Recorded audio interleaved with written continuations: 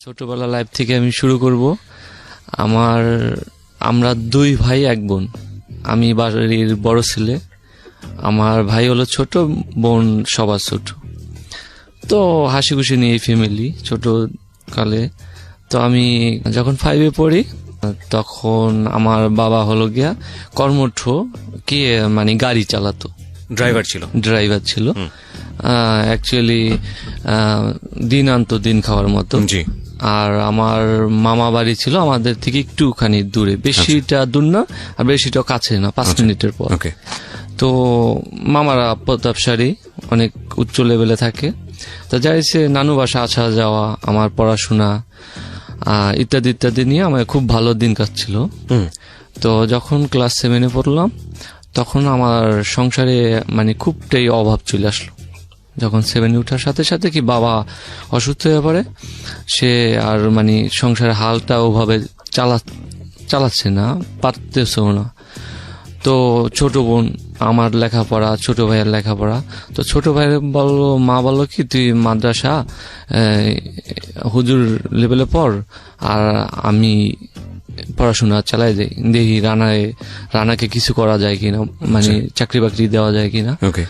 আর ছোট বোনটা তখন মানে হাঁটতে। তখন আপনি কোন ক্লাসে? তখন ক্লাস 7-এ পড়ি।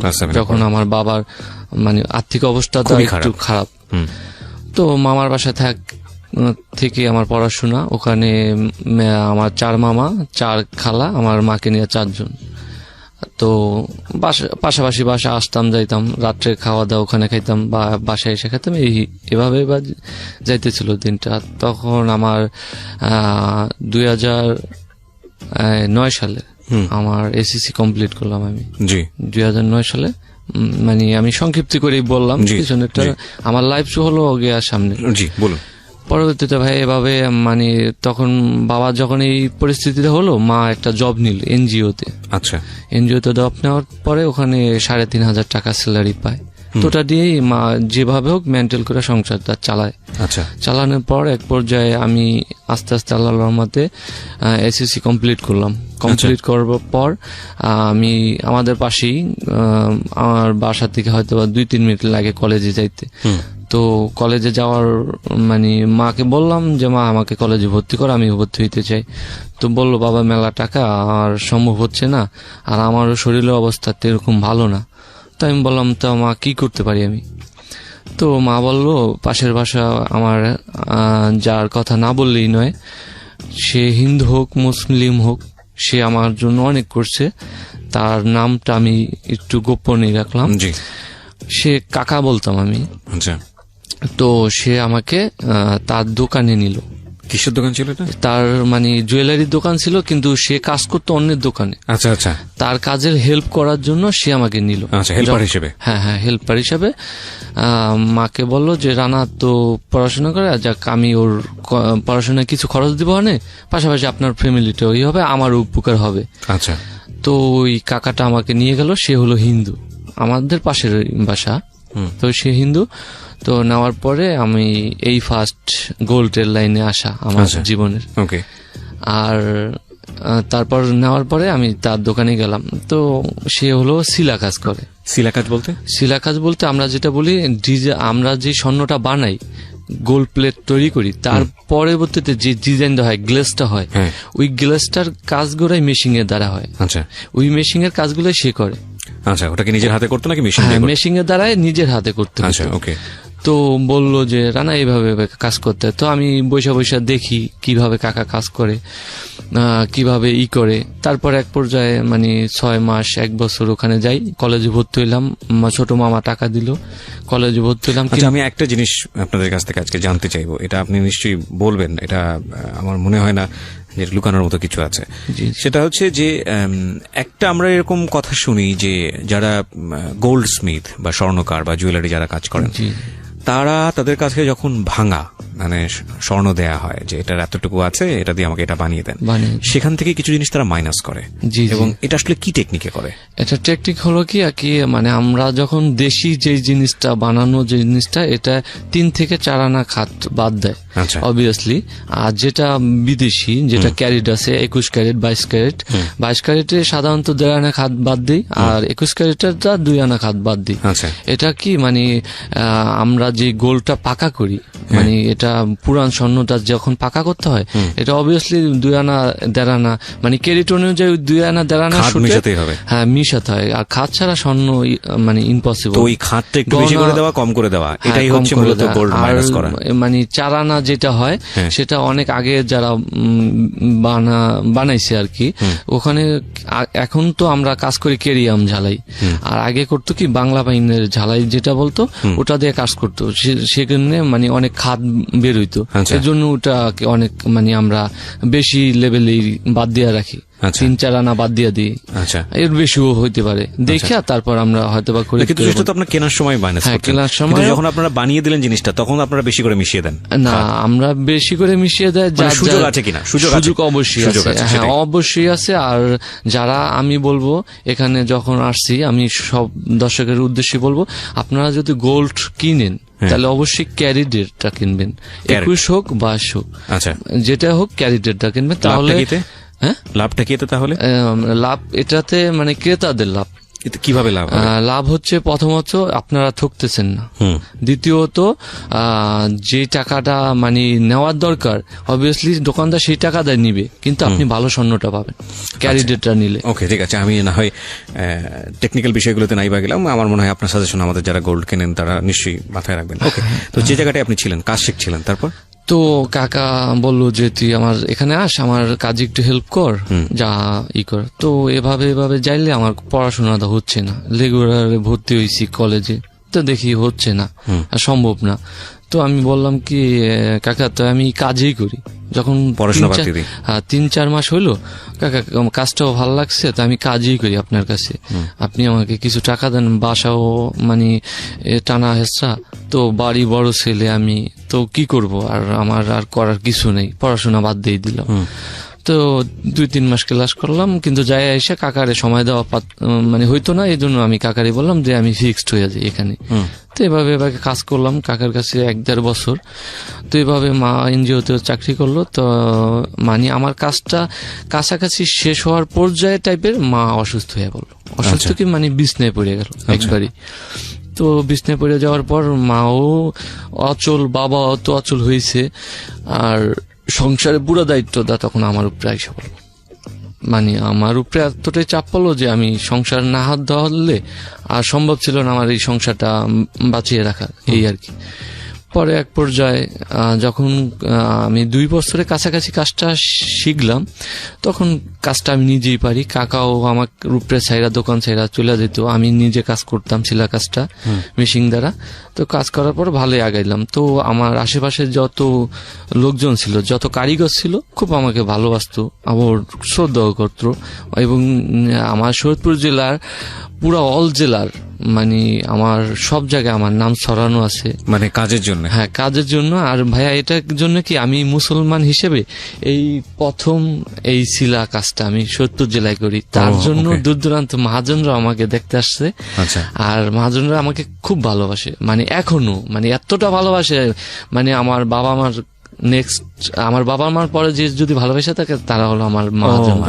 এরকম ভালোবাসা তাদের কাছে পাইছি, আর তাদের কাছে আমি সততা ভাবে কাজ করতেছি।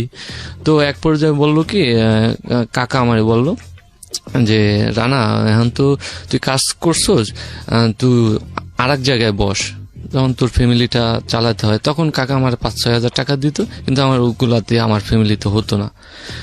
ছোট বোনটা ছোট খালামণি বাসায় পড়াশোনা করতো, সেই দেখতো, ছোট ভাইটা মাদ্রাসায়, আর আমি তো বাসায় মামা নিয়ে থাকতেছি, খাইতেছি। আর এর মধ্যে আমার দাদা হলো অসুস্থ হয়ে গেল, পরে আমাদের বাসায় আসলো। আসার পর তারও দেখাশোনা মা করতেছে। মা অসুস্থ হওয়ার পরে মানে অনেক ট্রিটমেন্ট হলো। তো আমার মামা আছে এই Mahakali cancer medical account officer বর্তমানে, সে তারে মানে বলল যে আমি আমার বোনকে চিকিৎসা করানোর জন্য ঢাকা নিয়ে আস। তো আমি দিয়ে গেলাম মামার বাসায়। মাসখানি দেখার পরে অনেক চিকিৎসা করবো, মামাও হেল্প করছে, আমরাও করছি, আমি নিজেও করছি। পর্যায়ে মা আস্তে আস্তে উন্নতির দিকে যাচ্ছে। তো এখন আল্লাহর রহমতে ভালোই আছে। তো পরে হলো কি ভাইয়া, যখন আমি কাকাই কথা বললো যে তুমি কাজে বসো অন্য একটা দোকানে, আমি আর পাচ্ছি না, কাজে বসলে তোমার হয়তোবা ইনকাম সোর্সটা একটু বাড়তে পারে। তো আমি বললাম তো ঠিক আছে, আপনি যখন বলছেন তা আমি বলবো। এর আগে আমার কয়েকটা মহাজন অফার করছে তুই আমার দোকানে আস। ও বলতেছে আমার দোকানে, সবাই তো আমার ভালো জানতেছে, তো সবাই বলতেছে আমার দোকানে বস, আমার দোকানে 3-4টা মহাজনই আমাকে বলছে। বলার পরে ভাই আমি একটা দোকানের পার্মানেন্ট ঢুকে গেলাম। তার কথাটা আমি বলি, সে হলো শিবলু চন্দ্রধর, হিন্দুর একটা দোকান, খুব ভালো একটা মহাজন। আমি অনেক শ্রদ্ধা করি, আর আমি মানে তার ফ্যামিলির সাথে মানে খুব মিশে গেলাম জিনিসটাতে। তো তার দোকানে কাজে লাগলাম কিভাবে, আমি আর মেশিন পত্র কিনতে হবে, যা যা আমার কাজের দরকার সেই মেশিন পত্র কিনতে, তা প্রায় 50-60 হাজার টাকার মতো লাগবে আর। তখন আমার কাছে তেমন টাকা পয়সা ছিল না, কাকা 5-6 হাজার টাকা দিয়েছিল যখন আইসা পড়বো, আর কিছু কলম দিছিল যেটাতে ডিজাইন করতে হয়, সেই কলমটা দিল। তো মেশিন কিনতে হবে 2 থেকে 3টা, 50 হাজার টাকার মতো। তো আমার বড় মামা মাকে দেখতেছি, মেজো মামা তখন চাকরি করতেছে, সরকারি চাকরি, সেজো মামা সরকারি চাকরি করে, আর ছোট মামা রাজনীতিবিদ। তো এক পর্যায়ে করলাম কি, মানে কারো কাছ থেকে পাইতেছিলাম না, তো পাইতেছিলাম না তো আমার ছোট খালা আর আমার খালা তো ভাই যে সৌদি আরব থাকে এখনো আছে, সে আমাকে কিছু টাকা দিল, হেল্প করলো নিজের একটা দোকান করার জন্য। দোকান করার জন্য ওই মেশিন পত্র কিনতে হবে, কিছু টাকা দিল, মানে 20 হাজার টাকার মতো এনএফ হয়েছে। তা 25 হাজার টাকা নিয়ে আমি ঢাকা আসছি, আইসা 2টা মেশিন কিনছি। তো 2টা কেনার পর আমি যে ওই যে শিবলুদার দোকানে কাজে লাগি। তো ভালোই কাজ করতেছি, এবারে যে 15 হাজার টাকা মাসে কাজ করি আমি। তো এভাবে দিন চলতেছে। চলার পথে যখন আমি বললাম কি পড়াশোনাটা একটু করি, এখন তো নিজের ইসের মধ্যে আসি, নিজের স্বাধীনতার মধ্যে আসি, এখন অন্য স্বাধীনতা নাই, আমি একটু পড়াশোনাটা করি। তো আমি করলাম কি উন্মুক্ততে ভর্তি হলাম, যেটাতে শুক্রবার ক্লাস হয়। তো আমার শুক্রবার দোকান বন্ধ থাকে, আমি পারবো। আমার পড়াশোনাটা অনেক শখ ছিল, আমার খুবই শখ। আর পরে ভর্তি হইলাম ওখানে। হওয়ার পর 2012 সালে প্রথম আমার, তখন বাংলা কত সাল আমি বলবো না, তো যাই হলো 1 বৈশাখে একটা মেসেজ আসে আমার ফোনে। হ্যাঁ জি, ছোট্ট একটা বিরতি নেব প্রিয় শ্রোতা। ছোট্ট একটা বিরতির পর আবারও ফিরে আসছি আজকের এই সিক্রেটসে। যারা এই অনুষ্ঠানে অংশগ্রহণ করতে চান, নিজের জীবনের ভুল কিংবা অপরাধতা যাই হোক না কেন, অপরাধ বোধ কনফেস করতে চান, প্লিজ আমাদেরকে ফোন করবেন। আমাদের ফোন নম্বরটি হচ্ছে 09611904904। আমি আবারও বলছি। এবং সুভার এই অনুষ্ঠানটি প্রচার হওয়ার পর সুভা রাসেলকে নিয়ে যে কথাগুলো বলেছিল, রাসেল আমাদের কাছে একটা চিঠি পাঠিয়েছেন। আমি পুরো চিঠিটি পড়ে শোনাচ্ছি না আপনাকে। রাসেল, আমি ব্যক্তিগতভাবে আপনার সঙ্গে যোগাযোগ করতে চেয়েছিলাম, কিন্তু দুর্ভাগ্যজনক আপনি যেই ফোন নাম্বারটি ওখানে উল্লেখ করেছেন সেই ফোন নাম্বারটি সঠিক নয়, যে কারণে আপনার সঙ্গে আমি যোগাযোগ করতে পারিনি। আমি আপনাকে বিশেষভাবে অনুরোধ করব, আপনি সরাসরি আমার সঙ্গে এসে এফএমও কথা বলতে পারেন, এবং আপনি বলতে চেয়েছেন আপনিও কিছু বলতে চান রেডিওতে। আমরা সবসময় এটাকে ইন্সপায়ার করি। কোনো ব্যক্তি যদি আমাদের এখানে এসে তার জীবন, কোন সিক্রেটস কিংবা জীবন গল্পে এমন কোনো বিষয় এখানে উপস্থাপন করে যেটা কারো সম্পর্কে বা কারো এগেনিস্টে চলে যায়, সেক্ষেত্রে ওই ব্যক্তিটি এসে তিনি তার অবস্থান পরিষ্কার করতে পারেন। সুতরাং সেই জায়গাটি থেকে রাসেল, আপনাকে আমি প্রথমেই অনুষ্ঠানের শুরুতেই আমন্ত্রণ জানিয়ে রাখছি, হয় চিঠিটিতে আপনি আপনার ফোন নাম্বারটি সংশোধন করে আমার কাছে আরেকবার পাঠান চিঠি, আমি যোগাযোগ করবো আপনার সঙ্গে, অথবা আপনি সরাসরি এসে আমার সঙ্গে এফএমে দেখা করুন। ঠিক আছে প্রিয় শ্রোতা, আমরা আবারও ফিরছি আমাদের যিনি আজকে গেস্ট আছেন তার কাছে। আজকে আছেন আমাদের এখানে রানা। আমি কথা না বাড়িয়ে রানার কাছে আবারও ফিরছি। ওকে রানা, যেখানটায় আমরা ছিলাম, তারপর মেসেজ আসলো শুভ নববর্ষ। আচ্ছা, তো আমি দেখা পরে আর অ্যান্সার টেনশন তিনি, রাত্রে যখন বাসায় গেছি, যাওয়ার পরে অ্যান্সার দিলাম ওকে আপনাকে শুভ নববর্ষ, আননোন নাম্বার। তো আমি মেসেজটা পাওয়ার পর ও আবার রিপ্লাই দিল আপনি কে জানতে পারি, এভাবে বললো। তো আমি বললাম হ্যাঁ আমার নাম রানা, আমার বাসা শরীয়তপুর এরকম। তো ও বললো ঠিক আছে আমি হলো পিয়া। তো আমি বললাম ঠিক আছে, তো আপনি আমার নাম্বারটা পেলেন কোথায়? মেসেজই কথা বলতেছি। তো বললো আমার ফ্রেন্ডের নাম্বার সাথে আপনার সামনে ম্যাচ আছে, যার জন্য ওর নাম্বারে ভুল করে আপনারটা চলে গেছে। ও আচ্ছা আচ্ছা। এটা তো আমি বললাম ওকে ঠিক আছে। তো ও জিজ্ঞেস মানে আমাকে প্রশ্ন করলো যে আপনাকে একটা প্রশ্ন করতে পারি? আমি কই ঠিক আছে করো, সমস্যা নাকি। তো বললো আপনি কি ম্যারিড না আনম্যারিড? আমি কই না আমি আনম্যারিড। প্রথমে এই ধরনের প্রশ্ন, এটা তো একদম মানে হ্যাঁ মানুষের ব্যক্তিগত ডাইরেক্টলি জীবনে। হ্যাঁ এইটাই প্রশ্ন করলো। পরে আমি বললাম না আমি আনম্যারিড। তো বললো আপনার কয় ভাই কয় বোন, এইভাবে ইত্যাদি ইত্যাদি আছে ব্যক্তিগত বিষয় জিজ্ঞাসা করা সব এসএমএস এর মাধ্যমে হচ্ছে। এসএমএস এর মাধ্যমে। আচ্ছা। পরে 3 দিন 4 দিন গেল এসএমএস এর মাধ্যমে। তখন ভাই আমি কাজের মধ্যেও ওর এসএমএস করতাম, হয়তো দু একটা অপশন ভুল হইতো। তো ও বলতো আপনি কি পড়াশোনা করেন নাই বা এটা না? আমি বলছি হ্যাঁ আমি এসএসসি কমপ্লিট করছি, পরে আর পড়াশোনা হয়নি। আচ্ছা। আমি এখন একটা মানে চাকরি করতেছি, এটা বলছি। মানে নিজের পেশাটা গোপন পেশাটা বলিনি, যে আমি বলছি জাস্ট একটা চাকরি করছি। আর একটা মেয়েকে হয়তো বা সঠিকটা প্রথমেই বলাটা উচিত না, আমি তখন এটা মনে করছিলাম। তো তারপরে বললো ঠিক আছে। তো একদিন রাত্রিবেলা আমি ওরে ফোন দিলাম মতন, আমি ভাবলাম যে এটা কি মেয়ে না ছেলে, তো আমি একটা ফোন দিয়েই দিই। তো ফোনটা রিসিভ করেনি। পরে 2 ঘন্টা পর 11:15টার সময় আমাকে ফোনটা রিসিভ করে। আমি বাসায় এসে 10টার আগে মনে হয় ফোনটা দিছিল। তো 11:15টার সময় ফোনটা রিসিভ করার পরে বলতে ও ফোন দিছে। ফোন দেওয়ার পরে বলতেছে আপনি কি ফোন দিছিলেন? সে আমি বলছি আমি আপনার ফোন দিছিলাম। তখন ভাবলাম ও মেয়ে। পরে বলার পরে তো আমি বললাম যে এই ঘটনা আমি জানার জন্য আপনাকে ফোন দিছি কি মানে আপনি কি মেয়ে না ছিল, এই জন্য আমি কনফিউজ ছিলাম। তো এখন বুঝলাম। কয় কেন আপনি কি অন্য মেয়েদের সাথে কথা বলেন? এইভাবে কথা বলেন? আমি কই না আমি আমার ফ্রেন্ডরা আছে কিন্তু তাদের সাথে ছাড়া আর কারোর সাথে কথা হয় না এরকম। আর আমি খুব কাজে বিজি থাকি, যত একটা জব করি আমি কাজে খুব বিজি থাকি। তো এক পর্যায়ে ও ভালোই কথাবার্তা হইলো ওই দিন রাত্রে ঘন্টাখানিক, মানে জিজ্ঞেস করলো। তো 1 ঘন্টার মতো কথা বলার পরে তো আমি ওর ডিটেলস জিজ্ঞেস করলাম কোথায় থাকেন কি করেন। কম বললো আমি ঢাকা থাকি, আমার বাসা ঢাকায়, আমার গ্রামের বাসা বরিশাল, আমার ওর বাবার বাড়ি বলছিল। তো আমি কখনো করিনি। পরে ও বললো ঠিক আছে ভাইয়া, তো ঢাকা আসা হয়?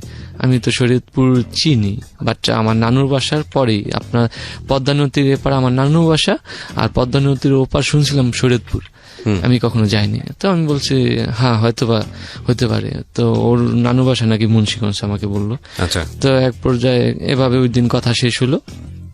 পরে আবার মেসেজ কি করেন এভাবে, মানে সপ্তাহখানি মেসেজ হলো।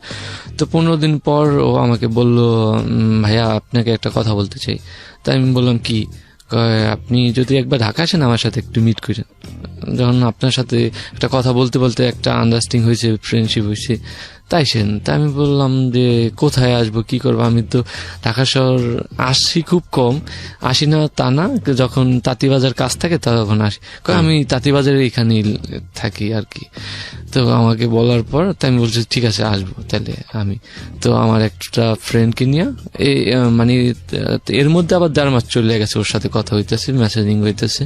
তো 1.5 মাস চলে যাওয়ার পর ওর সাথে দেখা করে একটা ডেট ফিক্সড করলাম। তো বললো ঢাকা মহানগর মহিলা কলেজ, এটা হলো লক্ষ্মীবাজারের মধ্যে। ওকে। তো আমি আমার এক ফ্রেন্ডকে নিলাম, ও ঢাকা ভার্সিটিতে এখন পড়তেছে। তো ওরে নিয়ে আমি বললাম যে এখানে যাইতে বলছে। কে যাইতে বলছে? পিয়া যাইতে বলছে। ওই ফ্রেন্ডটাকে নিয়ে আমি শরৎপুর থেকে রওনা দিলাম। তো রওনা দেওয়ার পরে আসলাম। তো ও বলতেছে যে আপনি আসার পরে বলতেছে আপনি চিনবেন তো? আমি বলছি চিনবো, আমার এক ফ্রেন্ডও আসতেছে, বলো তুমি কোথায় আসতে হবে। তখন তুমি করেই বলা হয়ে গেছে। নাম ছিল পিয়া, ওর নাম দিছে পিয়া। আচ্ছা। তো আমি সেভাবে বলতেছি। তো আসার পরে আমার ফ্রেন্ডকে নিয়ে আসলাম, আসার পর গুলিস্তান নামার পর বললাম ঢাকা মহানগর মহিলা কলেজ কোথায়। তো রিক্সাওয়ালা আমাদের ক্যাম্পাসের দিকে নিয়ে গেল। তো হয়তো বা ওদিকে হবে, ঢাকা ভার্সিটির ক্যাম্পাস, ওদিকে নিয়ে গেল। তো আমি বললাম এর দিকে তো না। তারপর ওরে ফোন দিলাম, ফোন দেওয়ার পর আমাকে তো এদিকে নিয়ে আসছে, তা আমি চিনতেছি না কোথায়। বললেন যে তাঁতিবাজার এরিয়ার ও অপোজিটে লক্ষ্মীবাজার সদ্দি কলেজের কাছাকাছি, এখানে বললে আসলেই হবে। আমি এখানে আসি, আমার ছোট বোনকে আনতে যাব স্কুল থেকে। তো আমি এক পর্যায়ে ওই ফ্রেন্ডকে নিয়ে তখন আবার রিক্সা করে এখানে আসলাম। আসার পর ওই মহানগর মহিলা কলেজে সামনে দাঁড়ালাম পর একটা বেবি মেয়েকে নিয়ে, বাচ্চাটার বয়স হয়তো বা 7 বছর হবে, ওর বোন ছিল, ছোট বোন। তো আসলো বোরকাপুরে। তো বোরকাপুরে আসার পর আমি আর আমার এক ফ্রেন্ড 99 শোরুমে ঢুকলাম। তো আসার পর আমার বলতেছে, জি আপনি রানা? ও আমি ওকে আগেই বলছি যে আমি এই কালার শার্ট পরে আসছি, এই আমার পিছনে কলেজ ব্যাগ আছে, আমরা দুজনের ফ্রেন্ডের কলেজ ব্যাগ আছে, তো তুমি আসো, আমি 99 মধ্যে আছি। তো 99 ভিতরে যাই বলতেছে, আপনি রানা? আমি বললাম জি আমি। ও বোরকা পরা ছিল, আমি তো দেখিনি। তো ওর বোন দেখলো আমাকে, ছোট 6-7 বছরে হয়তো বা কেজিতে পড়ে। তো ওরা বললো তো ঠিক আছে আমি আসি তাহলে, এটা বলে চলে গেল, বেশ ভালো কথা। তো আমি ওরে ফোন দিলাম যে আমি তো শরীয়তপুর থেকে আসলাম এত কষ্ট করে, আপনি 1 মিনিটের মধ্যেই চলে গেলেন, এটা কি হলো? এটা আপনারা দুজনকে দেখলেন তো নাকি? হ্যাঁ, দেখা হয়েছে। দেখার পরে কেমন লাগলো? মানে আমি তো ওর বোরকা পরা ছিল, আমি তো ফেস দেখতে পারিনি। তাই আমি বললাম এত দূর থেকে আসলাম, এক জায়গায় বসলাম না, আপনি হঠাৎ আইসে চলে গেলেন। আমার বোন খুব ডিস্টার্ব করতেছিল, আমি আইসা পড়েছি। তো আমি বললাম আপনি আমাকে দেখলেন, আমি আপনাকে দেখলাম না, এটা কিভাবে সম্ভব? আমি এত দূরে আইসা তাহলে আমি চলে যাম? তাই বললো যে ঠিক আছে আমি বিকালে আপনাকে ফোন দিব। তো আমি চলে গেলাম বন্ধুকে নিয়ে। তো নেওয়ার পর ও বলতেছে অনেক ভাল লাগে না, হয়তো বা বেশি না স্মার্ট না, তো বাদ দে তুই। তো আমি বললাম না থাকে, আমি তো আর স্মার্ট আর করিনি। আমার ফ্রেন্ডের নাম ছিল শোভন। তো শোভনকে বললাম, শোভন দেখ, একটা মানুষ কি আসছি যখন ফ্রেন্ডশিপ হয়েই গেছে, তো দেখা করার সমস্যা কি, দেখা করি। তো বিকালেও ফোন দিল। তো ঠিক ওখানেই গেলাম, যাওয়ার পরে আবার সন্ধ্যা ঘনায় গেল, তো আবারও বোরকা পরে আসছে। তো এক পর্যায়ে আমি খুব রাগ হয়েছি যে তুমি আবার কেন বোরকা পরে আসছো? আমি যখন দেখতে পাচ্ছি এখন তুমি কি রোডের মধ্যে আমাকে বোরকা খুলে দেখাবা, এটা কি হয়?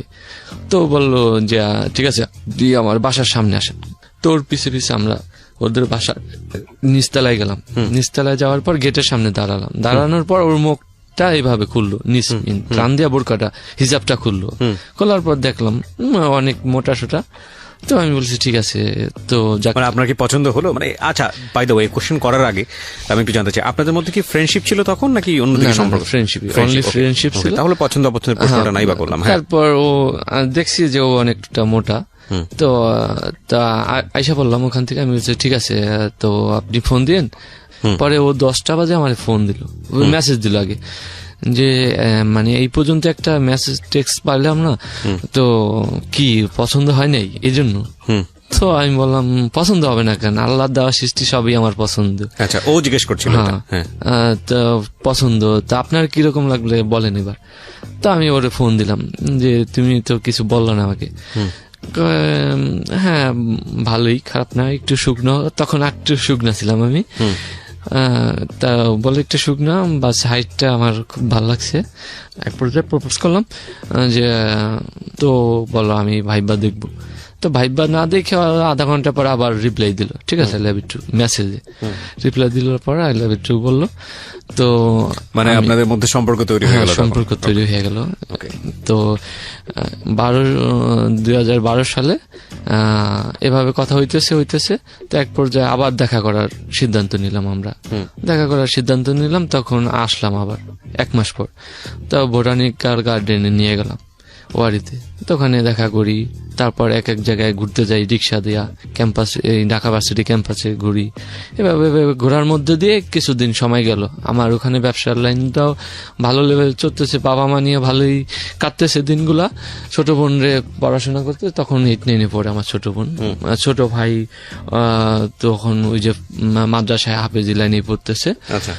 তোর মা জিনিসটা মানে খেয়াল করার পরে ওরে আর ফোন দেওয়া বন্ধ করে দিল। তোর বললো যে এটা 2-3 দিন ফোন বন্ধ ছিল, বন্ধ হওয়ার পরে আমি বললাম কি হয়েছে, তুমি 2-3 দিন ফোন দাও নি কেন?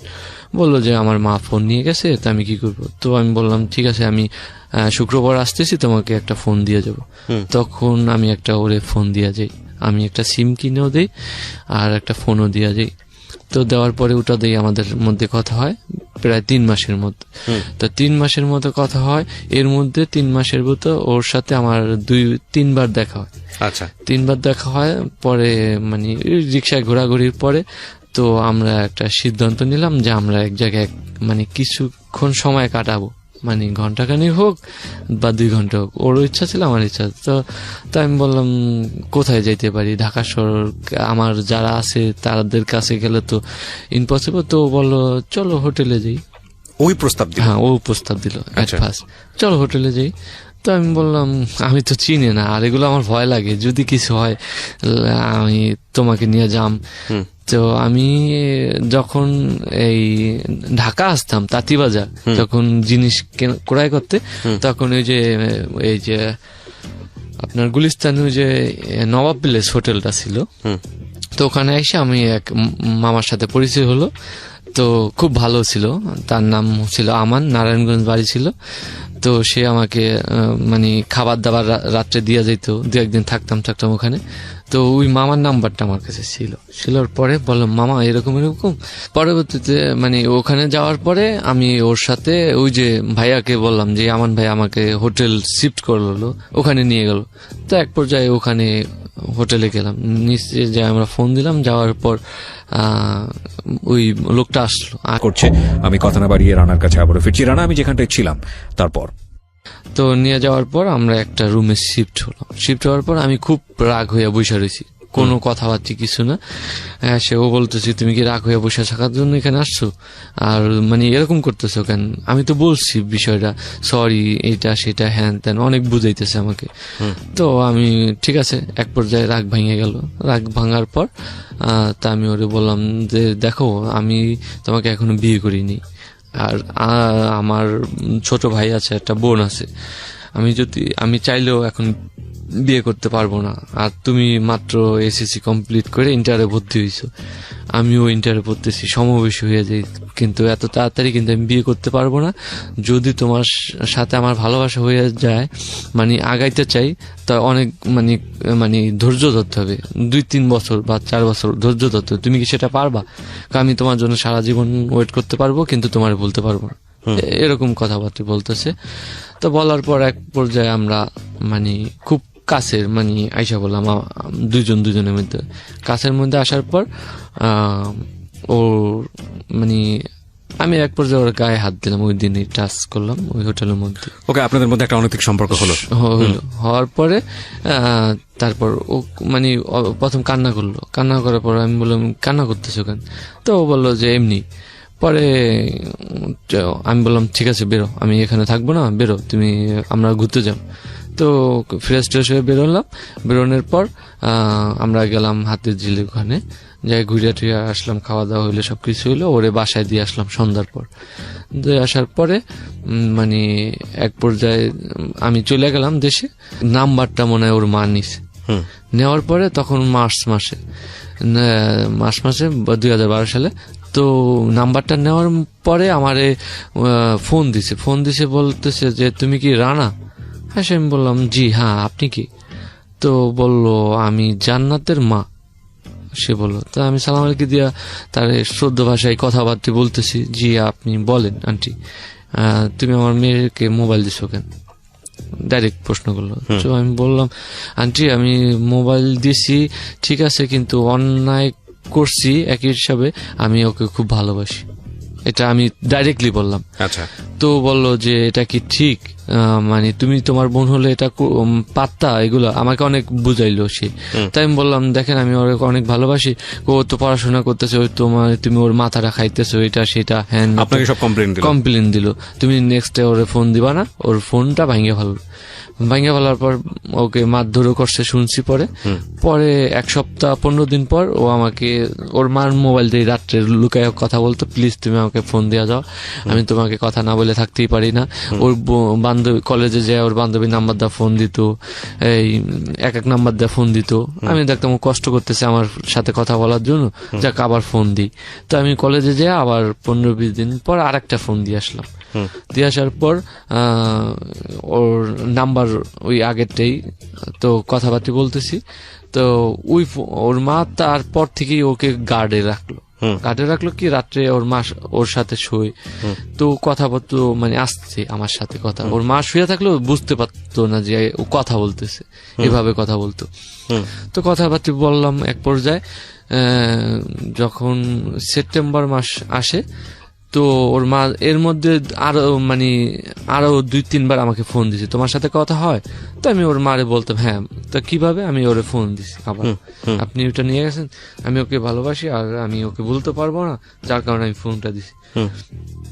তো ওর মা আমাকে বললো ঠিক আছে তুমি আমাকে দেখা করো। তো ওর মা এক পর্যায়ে জিজ্ঞেস করার পরে আমি সত্যিটাই বলছি, জি আমার সাথে ওর সবকিছু হয়েছে, আমি ওকে বিয়েও করব, কিন্তু আমার একটু সময় দিতে হবে। তো ওর মা বললো ঠিক আছে তোমাকে আমি দেখবো, তুমি আসো। তো আসবো, কবে আসবো আমি? ঠিক আছে সেপ্টেম্বরের 21 তারিখ ওর ছোট আন্টির বিয়ে, ওই জান্নাতের ছোট আন্টির বিয়ে। তো ওখানে আমাকে ইনভাইট করলো যে তুমি ওই বিয়েতে আসবা। তাই ও আমাকে বললো যে না ইম্পসিবল, তুমি বিয়েতে আসবা না, আসলে আমার মরা মুখ দেখবা, আর আসলে কি হবে সেটা আমি জানি, আমার মা বাবা তোমাকে হয়তো বা ইনসার্ট করবে।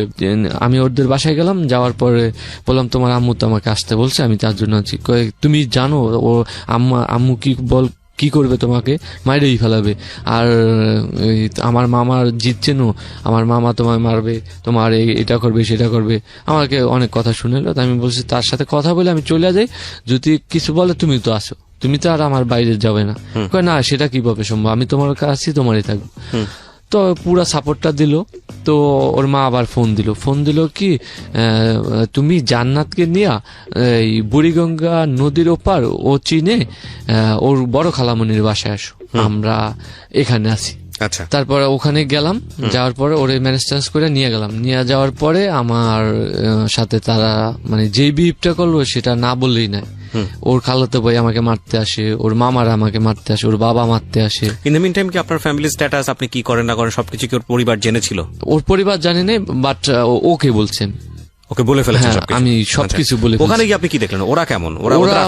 ওরা ওর বাবা একটা টেইলারের দোকান, হ্যাঁ লক্ষ্মীবাজার টেইলারের দোকান এখনো আছে, আর ওর মা গৃহিণী, আর ওরা 3 বোন 1 ভাই। আচ্ছা। তো ওর সম্বন্ধে সবকিছু জানা হয়েছে। তারপরে ওই চলে গেলাম ওর বড় খালামণির বাসায়। যাওয়ার পরে ওর যা তা ভাষায় কথা বলতেছে, যা তা ভিপ করতেছে। আমি বললাম যে ওর আম্মু কোথায়, তাকে নিয়ে আসেন। রাখবে না তোর, ওর আম্মুর দা তুই কি করবি? ওর মামা এই কথা বললো, তোরে এখন বিয়ে দিম আমরা। তো আমার মামাকে জানানোর পর আমার এক বোন থাকে। আপনার ফ্যামিলি কি জানতো মেয়েটার ব্যাপারে? আমার মার সাথে শেয়ার করছি সবকিছু, আর আমার ছোট খালামণির সাথে শেয়ার করছি। তো আমার মামা ফোন দিল, মামা আমার খালাতো বোনকে বললো যে রানা যেখানে আছে সেখানে যা, তুই খালাতো বোন, ওর নাম হলো মৌসুমী। তো আমাকে ফোন দিয়ে আমার কাছে আসলো। এক পর্যায়ে আসার পরে সব ঘটনাই বললো, আমার গার্জিয়ান হিসাবে ও ছিল। তো থাকার পরে ও আমার সবকিছু বলার পরে ঠিক আছে আমার ভাই যখন পছন্দ করেই ফেলছে, আপনারা যখন জোরপূর্বে বিয়েই দিবেন, তো ঠিক আছে আমরাও মানলাম, ঠিক আছে বিয়ে পড়ান। কিন্তু এখন যে বউ নিয়ে যাইতে পারবে সেটা পারবে না। কয় না এখন আমরা দিব না, আমাদের মেয়ে আমাদের কাছেই থাকবে, বা তোমরা রিলেশনটা বৈধতা করে দিলাম আর কি, ওরা এটা বলতেছে।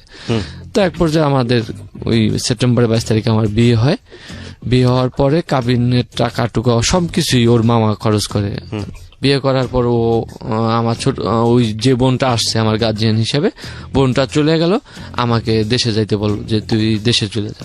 তো আমিও চাইছি ওরে বিয়ে করব, ও চাইছে, খুব হ্যাপি, মানে ভালোই। তো ভাইয়া বিয়ের পরে যে ঘটনাটা ঘটলো, আমি যখন দেশে গেলাম, বাবা মা আমাকে দেখে অনেকটাই আপসেট, বা আমার ফ্যামিলিও খুব আপসেট হয়ে গেল যে এই ঘটনাটা ঘটায় বলে বাড়ির বড় ছেলে হইয়া। তো এক পর্যায়ে আমার মা শত হইলে আমি সংসারের হাল ধরছি, এখন আমাকে বকতেও পারে না, কিছু বলতেও পারে না, আর আমি যদি মানে খারাপ কিছু করি তাহলে আমার সংসারটাও নষ্ট হয়ে যাবে। তো এক পর্যায়ে ভাই আমার মা মাইনা নিল জিনিসটা, ঠিক আছে বিয়ে করছে, মাইনা নিলাম, সবাই মানলো, আমার বাসার সবাই।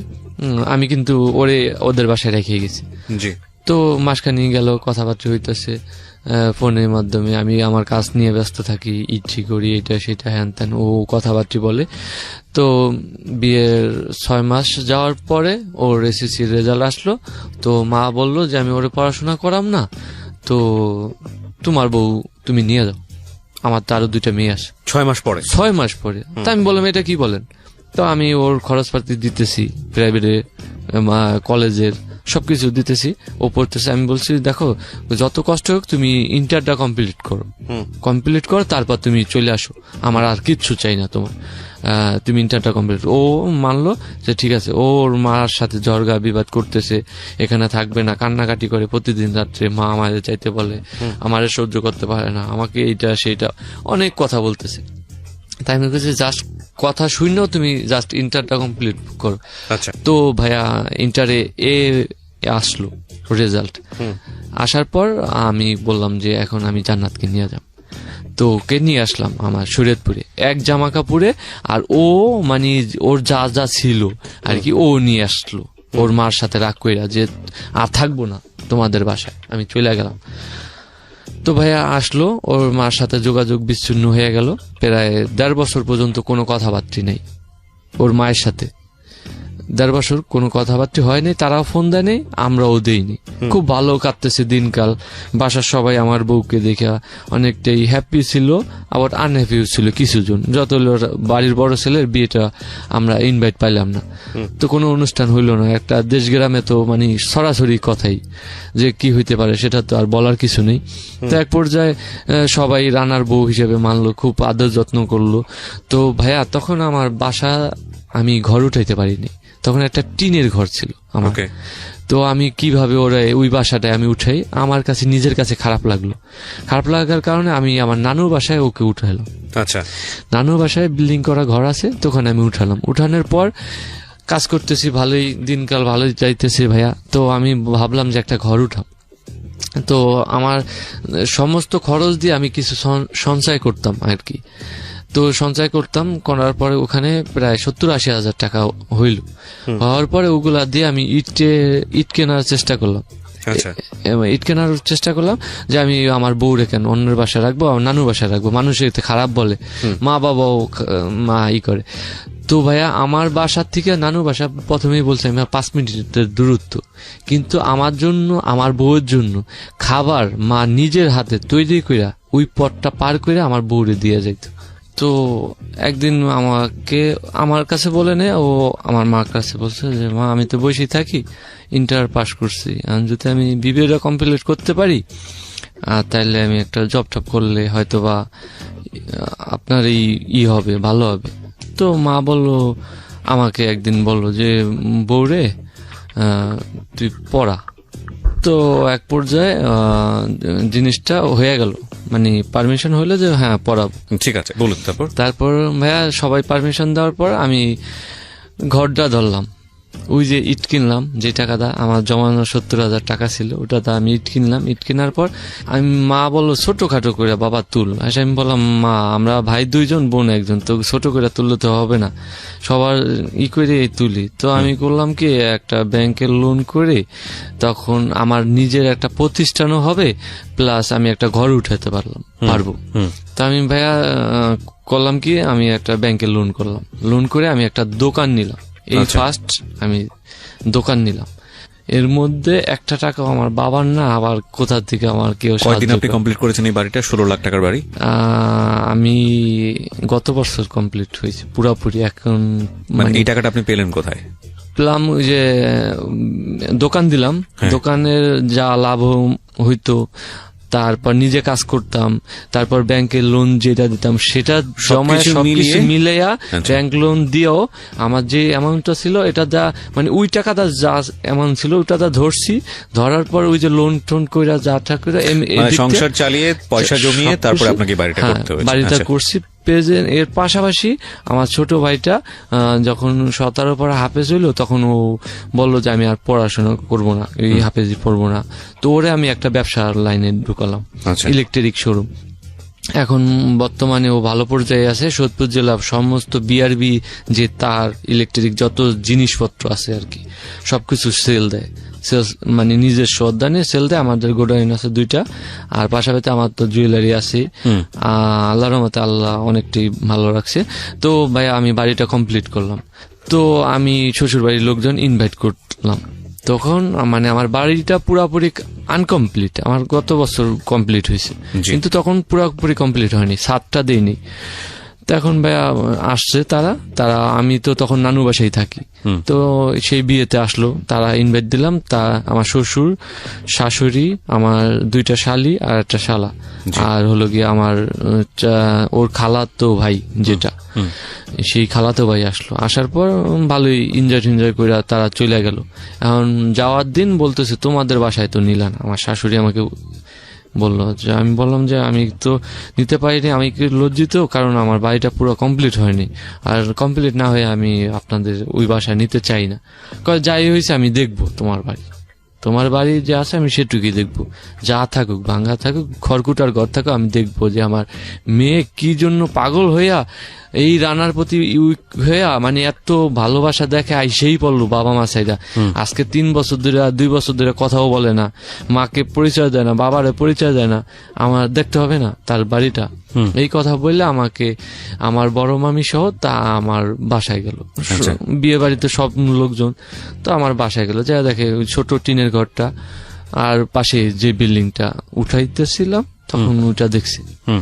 তো দেখার পর তার কি হয়েছে সেটা আর আমি তখন তো বলতে পারি না, এখন বুঝতে পারি যে তখন। তো যাই হয়েছে ভাইয়া মনে হয় খারাপই লাগছে, সে দেখে আইসা বলল। আসার পর জিত কইরা মেয়ের সাথে রাগারাগি কইরা পরের দিন তারা চলে যাবে না খাইয়া সকালবেলা চলে গেল আমার বাসা থেকে। সকালের ব্রেকফাস্টও করলো না, চলে গেল। তো আম্মু বলে এটা কি, মানে আপনি ওই বাসার থেকে আসার পর আপনি যে এরকম করতেছেন, ওই জান্নাতও বকলেন, আমার বউও বকলেন, বা কি মানে বিয়েন কি? এমনিতেই আপনার ছেলে অনেক বোয়াল মাছ দেখাইছে জান্নাতে, বড় কিছু দেখাইছে, আইসা তো দেখলাম 0। প্রিয় শ্রোতা, আপনারা শুনছেন সিক্রেটস হচ্ছে। আমি কথা না বাড়িয়ে রানার কাছে আবারও ফিরছি। রানা, আমি যেখানটায় ছিলাম তারপর তো বিয়েন আর কথা বলা বাড়াবাড়ি করা লাগবে না, আমরা যাই, অনেক খাওয়াইছেন অনেক খাইছি এটা বললা। সে তা সব গার্জিয়ান নিয়ে চলে আসলো। আসার পর ওরে ফোন দিতেছে, ভালোই করছিস, তোর এর চেয়ে বড় লেভেলের দেওয়ার আশা ছিল, কিন্তু তুই বিয়ের কতদিন পরের ঘটনা এটা 2.5 বছর পর। আপনাদের মধ্যে কোনো ঝামেলা ছিল না? আমাদের মধ্যে ওই 2.5 বছরের মধ্যে কোনো ঝামেলা ছিল না। ঝামেলাটা হইলো এই যে আমার ভাইয়াটা বিয়ে হইলো তারা ইনভাইট করে দেশে গেল। এরপর থেকে ওর মার সাথে ওর কন্টিনিউ যোগাযোগ হইতো। তারপর ভাইয়া ও 2 বছর যাবত আমার সাথে খুব ভালো, হাসি খুশি ঠাট্টা, কোনো ঝগড়া বিবাদ কিচ্ছু না। আমার সাথে খুব মিশুক করে ঘুরতে নিয়ে যাই, আমি আসি ঘুরতে, মানে খুব মানে আনন্দের একটা সংসার যেটা বলে আমার ছিল। তো ওই যে ভাইয়ার বিয়ে হওয়ার পর আমার যখন তার গার্জিয়ান আইসে আমার বাড়ি ঘর দেখলো, হয়তো বা তাদের লাইক হয়নি, পছন্দ হয়নি, যার কারণে তার মেয়েকে বললো তুই পড়াশোনা চালা, আর যেভাবে পারিস রানাকে বুঝায় ঢাকা নিয়ে আস। ওকে ওরে বলছে, কিন্তু আমার বউ এটা আমাকে কখনোই বলে নাই, জান্নাত কখনো আমাকে বলে নাই। আর ও বলতো না আমি ওকে এখানে রেখে আমি ওখানে যাবো না, এটা বলতো। তো ভাই আমি ওরে করলাম কি, আমাদের শরীয়তপুর প্রাইভেট ভার্সিটি আছে, শিকদার ইউনিভার্সিটি, তো ওখানে ভর্তি করালাম। ওখানে আমার কিছু ছোট ভাই আছে, তো আমার নিচে 2-1 বেসের, তো ওদের সাথে আমি বললাম কি ওদের দেখাশোনা করিস, ও আমার ওয়াইফ, আর কোনো সমস্যা হলে আমাকে ফোন দিস। যাইলে আমি নিজে যাইয়া ওরে ভর্তি করে দিলাম বিবিএতে। তো ভাইয়া ওখানে পড়তেছে ভালোই, 4-5 মাস, 2-1টা সেমিস্টার গেল। 1 সেমিস্টার যাওয়ার পরে ওর গর্ভে বাচ্চা আসলো, মানে আপনাদের ঘরে বেবি আসা শুরু। সেটাও আমাকে বললো যে রানা এই ঘটনা, বিয়ের 2.5 বছর 3 বছরের মাথায় এটা ঘটনা। তো আমি বললাম ঠিক আছে ভালো। তো বললো তুমি কি এত প্রেশার কি সহ্য করতে পারবা? আচ্ছা আমি কি দেখো আমি ছোট্ট মানে আপনার ওয়াইফ আপনার প্রেশারটা বুঝতো যে আপনার হ্যাঁ, পুরো অবশ্যই। সংসারটা সামলাতে হয়, হ্যাঁ, ভাই বোনকে দেখতে হয়, ও পাশাপাশি সংসার। সবাই তো দেখতেছে আমার উপরে পুরো অল ফ্যামিলি, আমার সেটা ছোট আপনার ভাই wife আমার support করতো উপরে, আপনাকে? হ্যাঁ আমার ছোট বোন ভাই আব্বু বলেন বাবা বলেন দাদা বলেন সবাই আমার সাপোর্টে চলতেছে, খাওয়া দাওয়া ইন টোটাল আমি দেখতেছি এই দোকান দিয়ে। তা আমি বলছি ইনশাল্লাহ পারবো, সবার জন্য পারি, আমার ছেলের জন্য পারবো না বা আমার মেয়ের জন্য পারবো না, আমি পারবো, তুমি আমার পাশে থাকো আমি পারবো। তো খুব সাপোর্ট দিত। তা দেওয়ার পরে আমি ওরে ভর্তি করালাম। তো তার 1 সেমিস্টার যাওয়ার পরে শুনলাম ও বেবি আসছে। তা ও বললো বেবিটা কি নষ্ট করলেই নয়? হ্যাঁ আমি কি না দেখো এটা করো না, কারণ 1-1.5 বছর আগে যখন একটা বেবি আসলো তখন কিন্তু আমরা সেটা নষ্ট করে ফেলছি 1 মাসের মাথায়, কিন্তু এটা আমি ইম্পসিবল, আমি এটাকে আর গ্রহণ করব না, তুমি যাই বলো। কয় তুমি পারবা তো? আমি কই ইনশাল্লাহ আমি পারবো, তুমি ভরসা রাখো আমার প্রতি। তো যাইতে আসতে ছিল এভাবে, ভার্সিটিতে যায়, বাসার কাজকর্ম তেমন করতে হয় না, বাসায় আমি একটা কাজের লোক রাখছি। আমার মা এখন পুরাপুরি সুস্থ আল্লাহর রহমতে। আমার বোনটাও এখন ইন্টার কমপ্লিট করছে, অনার্সে ভর্তি করাইছি, সেও হাতের কাজ লাগে। তো আমার ওয়াইফ থেকে আমার মা এট ফার্স্ট যখন কষ্ট পায় সেটা হলো বেবি হওয়ার পরে। এর আগে আমার বউ আমার মাকে অনেক ভালোবাসতো এবং বউ মাকে অনেক ভালোবাসতো, মানে কোনো ঝামেলা ছিল না। আমার বোনের সাথে খুব মিশুক ছিল জান্নাত। তারপরে ভাইয়া যে ঘটনাটা আসলো, ওর বেবি যখন 5 মাস বয়স, তখন ও তো এমনিতেই মোটা ছিল একটু, তো দেখলাম পেটে অনেক বড় হয়ে গেছে। তো আমি বললাম যে দেখো তোমার ভার্সিটিতে যাওয়াটা ঠিক হবে না এই মুহূর্তে, পড়াশোনাটা আপাতত অফ রাখো। তখন 2 সেমেস্টার শেষ। তাই আমি বলছি দেখো মানে চিলেও না, মানে ও খালি জর্গে গত না আমি পারবো সম্ভব আমি পারবো। আমি শুধু বলতাম না, এ নিয়ে আমাদের মধ্যে ঝড়গা, এই ফার্স্ট আমাদের মধ্যে ঝড়গা শুরু হলো। আচ্ছা, তো ঝড়গা এক পর্যায়ে ও বলে আমি পারবো, আমি বললাম না পারবা না। তো ওর মারে ও বললো যে ও আমারে পড়াইতে চায় না, ও আমাকে ভর্তি করে এখন পড়াইতে চায় না। তো আমি মানে এখানদা সংসার চালাইতাম, সবকিছু করতাম, ওর পড়াশোনার হেল্পও করতাম, এবং কি ওর মা ওরে আবার কিছু টাকা দিত যে রানার কষ্ট হইতেছে, নে তুই এই মাসের এই বেতনটা আমি দিয়ে দিলাম, পারতেছি না রানা আমি দিয়ে দিলাম।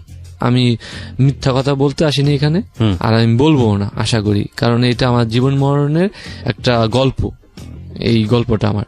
তোর মা টাকা পয়সা দিত, হয়তো বা 2-4-5 হাজার পাঠাইতো, আমাকে জানাইতো না, তার মেয়ের সাথে কথা বলে তার মেয়েরে পাঠাইতো, আমাকে বললো একটা বিকাশ অ্যাকাউন্ট করে দাও ওর নাম্বারটা, তা আমি ওটা করে দিলাম। তারপরে টাকা টুকা দিত, ওর মা ওরে কত দিত সেটাও জিজ্ঞেস করতাম না। তো ওই ভার্সিটিতে যাতায়াতের খরচ বা এটা বন্ধু বান্ধব নিয়ে খাইতো, এটা করতো আর কি। তা আমি ওরে যাইতে দিলাম না এক পর্যায়ে। তো আমার কথা শুনতে ছিল না, জর্গা করে দেখে ওর নানুরে আমি ফোন দিলাম যে নানু এই ঘটনা, ওরা আমি না বলি ও এইগুলা নিয়ে এত বাচ্চা কাছে নিয়ে যাবে ওখানে, তো বাচ্চার ডেলিভারি হোক পরে শুরু করুক, ওকে একটু স্টপ করতে বললেন। ও করলো কি না, আমি স্টপ তো করবই না, আমি ঢাকা যাম, আমার বাবার বাড়িতে যাম, এই অ্যাট ফার্স্ট ওর মুখে শুনলাম 3 বছর পর। হ্যাঁ যাবা ঠিক আছে, আর যাইলে আমি দিয়ে আসবো, কারণ আমি একাই যেতে পারবো। ওই যে রাগারাগি করছে আমি পড়ালেখা বন্ধ করে দিব, ও এই মিন করছে, এজন্য বলে আমি একাই যেতাম। তো আমি আর ওকে একা ছাড়লাম না, ওর বাসায় পৌঁছায় দিয়ে আসলাম। পৌঁছায় দেওয়ানোর পর 6 মাসের গর্ভবতী, তখন ওর মা আমাকে মানে বাসায় যাওয়ার পর আপ্যায়ন টাপ্যায়ন যা করা লাগলো ভালোই করলো। তা আমি শুনলাম, সে বললো যে তুমি এই মুহূর্তে বাচ্চাটা নেওয়া ঠিক হয় নাই, এতটুকু ছোট বয়সে তুমি এত হাল ধরবা কিভাবে, আমার মাথায় কাজ করে না, কি করবা না করবা আমি বুঝে উঠতে পারি না রানা, আবার নিলা বাচ্চা, তোমরা ছোট বয়সে এত কিছু কইরা আবার এখন বাচ্চা নিয়ে ফেললা, এটা কি জিনিসটা ভালো হইলো? আমাকে সে এ ধরনের কথা বললো। এটা ভালো বলছে না খারাপ বলছে সেটা তার। তা আমি বলছি দেখেন এই ঘটনা, আমি আর এটা আমি নষ্ট করতে চাই না, আর আমার এই বাচ্চাটা আমার লাগবে, আমি পারবো। তো আমি কথা শুনিনি, আমি বউকে বলছি আমার ওয়াইফকে, সেও মানছে, আমি ও মানার ক্ষেত্রে এই বাচ্চাটা হইলো আর কি। তো ভাইয়া কত সালে বাচ্চাটা হলো আপনার? বাচ্চার বয়স কত এখন? 2 বছর 9 মাস বাচ্চা। তো ভাইয়া আমি বাচ্চাটা এক পর্যায়ে নিলাম। তো নেওয়ার পরে বাচ্চা ওর মা ওকে নিয়ে আসলো ঢাকা, নিয়ে আসলো, বললো যে রানা করবে, রানা তুমি যাবা আসবা আর ও আমার কাছে থাক, এটা বললো আর কি আমার ফ্যামিলিকেও। ওনাকে ঢাকায় রাখার দরকার হচ্ছিল কি কারণে? ওই যে আমি ওখানে, ও ভাবতেছে আমি ওকে পড়াশোনা বন্ধ করে দিই ইন টোটাল, কিন্তু আমি তো ওরে ভর্তি করেছি পড়াশোনা করাবো, আমার মা সাপোর্ট দিচ্ছে। তো ঢাকায় গেলে কি হবে, ও পড়াশোনা করতে পারবে? হ্যাঁ, ও নাকি ঢাকা গিয়ে পড়াশোনা করতে পারবে। তো এই বললে ওর মা নিয়ে আসলো যে বাড়ির কাছে আমার কলেজ আছে, তাই আমি ওখানে ভর্তি করে দিন, এটা বললো। তাই আমি বললাম না, এটা করেন না, ডেলিভারি পর্যন্ত আপনার কাছেই রাখেন, পরে আমি ওরে নিয়ে আসা আবার থার্ড সেমিস্টার থেকে ও শুরু করবে। আমি যখন সেকেন্ড সেমিস্টার কমপ্লিট হয়েছে, তো এই বললে ওর মা নিয়ে আসলো। নিয়ে আসার পরে আমি সপ্তাহ শেষে আসতাম বা 15 দিন 20 দিন পর আসতাম। ঝরগা এটার জন্য লাগতো আমাদের মধ্যে যে আমাকে ঢাকা সেপারেট হতে হবে, মানে দেশের যে দোকান বা দেশের যে এত কিছু করছি বা এত মানে হয়েছি, বড় হয়েছি, সেটা ক্লোজ কইরা বন্ধ করে ঢাকায় এসে আমার ব্যবসার জন্য বলতেছে, এবং কি তার ফ্যামিলিও বলতেছে। আমি বলছি ইম্পসিবল, এটা কিভাবে সম্ভব? আমার দোকান ওখানে, আমার দোকানে সব মহাজনরা চিনি ওখানে, তা আমি ঢাকায় এসে কোথায়? শ্বশুরের ভূমিকা কি এখানে? আপনার শ্বশুর কোথায়? আমার শ্বশুর বলতে হলো গিয়া, আমার শাশুড়ি যেটা বলে ওই ফ্যামিলিতে সেটাই হয়। আমার শ্বশুরকে যদি বলে উঠতে করলে উঠতে বসে, বসতে করলে বসতে বলে। আমি ওই ফ্যামিলিতে একটা লোককে আমি রেসপেক্ট করি, তা হলো আমার শ্বশুর। খুব ভালো লোক, আর বলতে হলে সে দোকান সামলায়, তার পাশাপাশি তাও তার ওয়াইফ যে আমার শাশুড়ি, সেও দোকান আসে, বসে, লোকজনের সাথে দেখা সাক্ষাৎ করা লাগে, বা কোথায় কোন দোকানে স্কুলের কাজের জন্য তা মানে কি করতে হয় না করতে আমার শাশুড়ি সব মেনটেন করে সবকিছু। তো এক পর্যায়ে ভাইয়া আমাকে বলল যে তুমি যাবা আসবা, জান্নাত এখানে থাক, আর ও বড় বাচ্চা কাচ্চা হোক, পরে তুমি যাবে হানে, এটা আমাকে বুঝ দিল। এটা ঠিক আছে, ভালো কথা। এর মধ্যে করছে কি, ওর মা আমি যে ভার্সিটিতে ভর্তি করেছি ওখান থেকে কিভাবে যেন ট্রান্সফার হইয়া আইসা পড়ছে, আসছে হলো বাংলাদেশ ইসলামী ইউনিভার্সিটি মানিকনগরে, ওখানে ট্রান্সফার হয়ে আসছে। তা আমি এই বিষয়ে কিচ্ছু জানতাম না। আচ্ছা, জানতাম না বিদায় আমি এক পর্যায়ে শুনলাম যে ও ওখান থেকে ট্রান্সফার হয়ে এখানে থাকবে। আমি যদি ঢাকা শহর থাকতে চাই তাহলে ও আমার সংসার করবে, আদার্স নাহলে করবে না। আচ্ছা, ও আমাকে ডাইরেক্ট এই হিট করার কথাটা বললো। আচ্ছা, তুই যদি আমার সাথে সংসার করতে চাস তাহলে আমাকে ঢাকা রাখতে হবে, আমি ঢাকা থাকবো, তাইলে আমি তোমার সাথে সংসার করব, আর না হয়তো তোমার পথে তুমি চলে যেতে পারো। তখন আমার বোর পেটে 7 মাসের বাচ্চা, তো ওই বাচ্চাকে নিয়ে এই কথাটা বলতেছে। তা আমি এই মুহূর্তে একটা মেয়ের প্রেশার ক্রিয়েট করা একটা ছেলের পক্ষে অন্তত ঠিক না। তো আমি বললাম বাচ্চাটা হোক, তারপরে আমি ওরে বুঝাই টুজাই নিতে পারবোই। আমি এই ধৈর্য সহকারে ওর বাচ্চাটা ডেলিভারি আগ মুহূর্ত ওর বাসায় আসতাম, যাইতাম, খাইতাম টাইতাম, ওরে নিয়ে বেরোইতাম, এটাই। আর ও একটাই কথা ছিল, তুমি কি আসবা?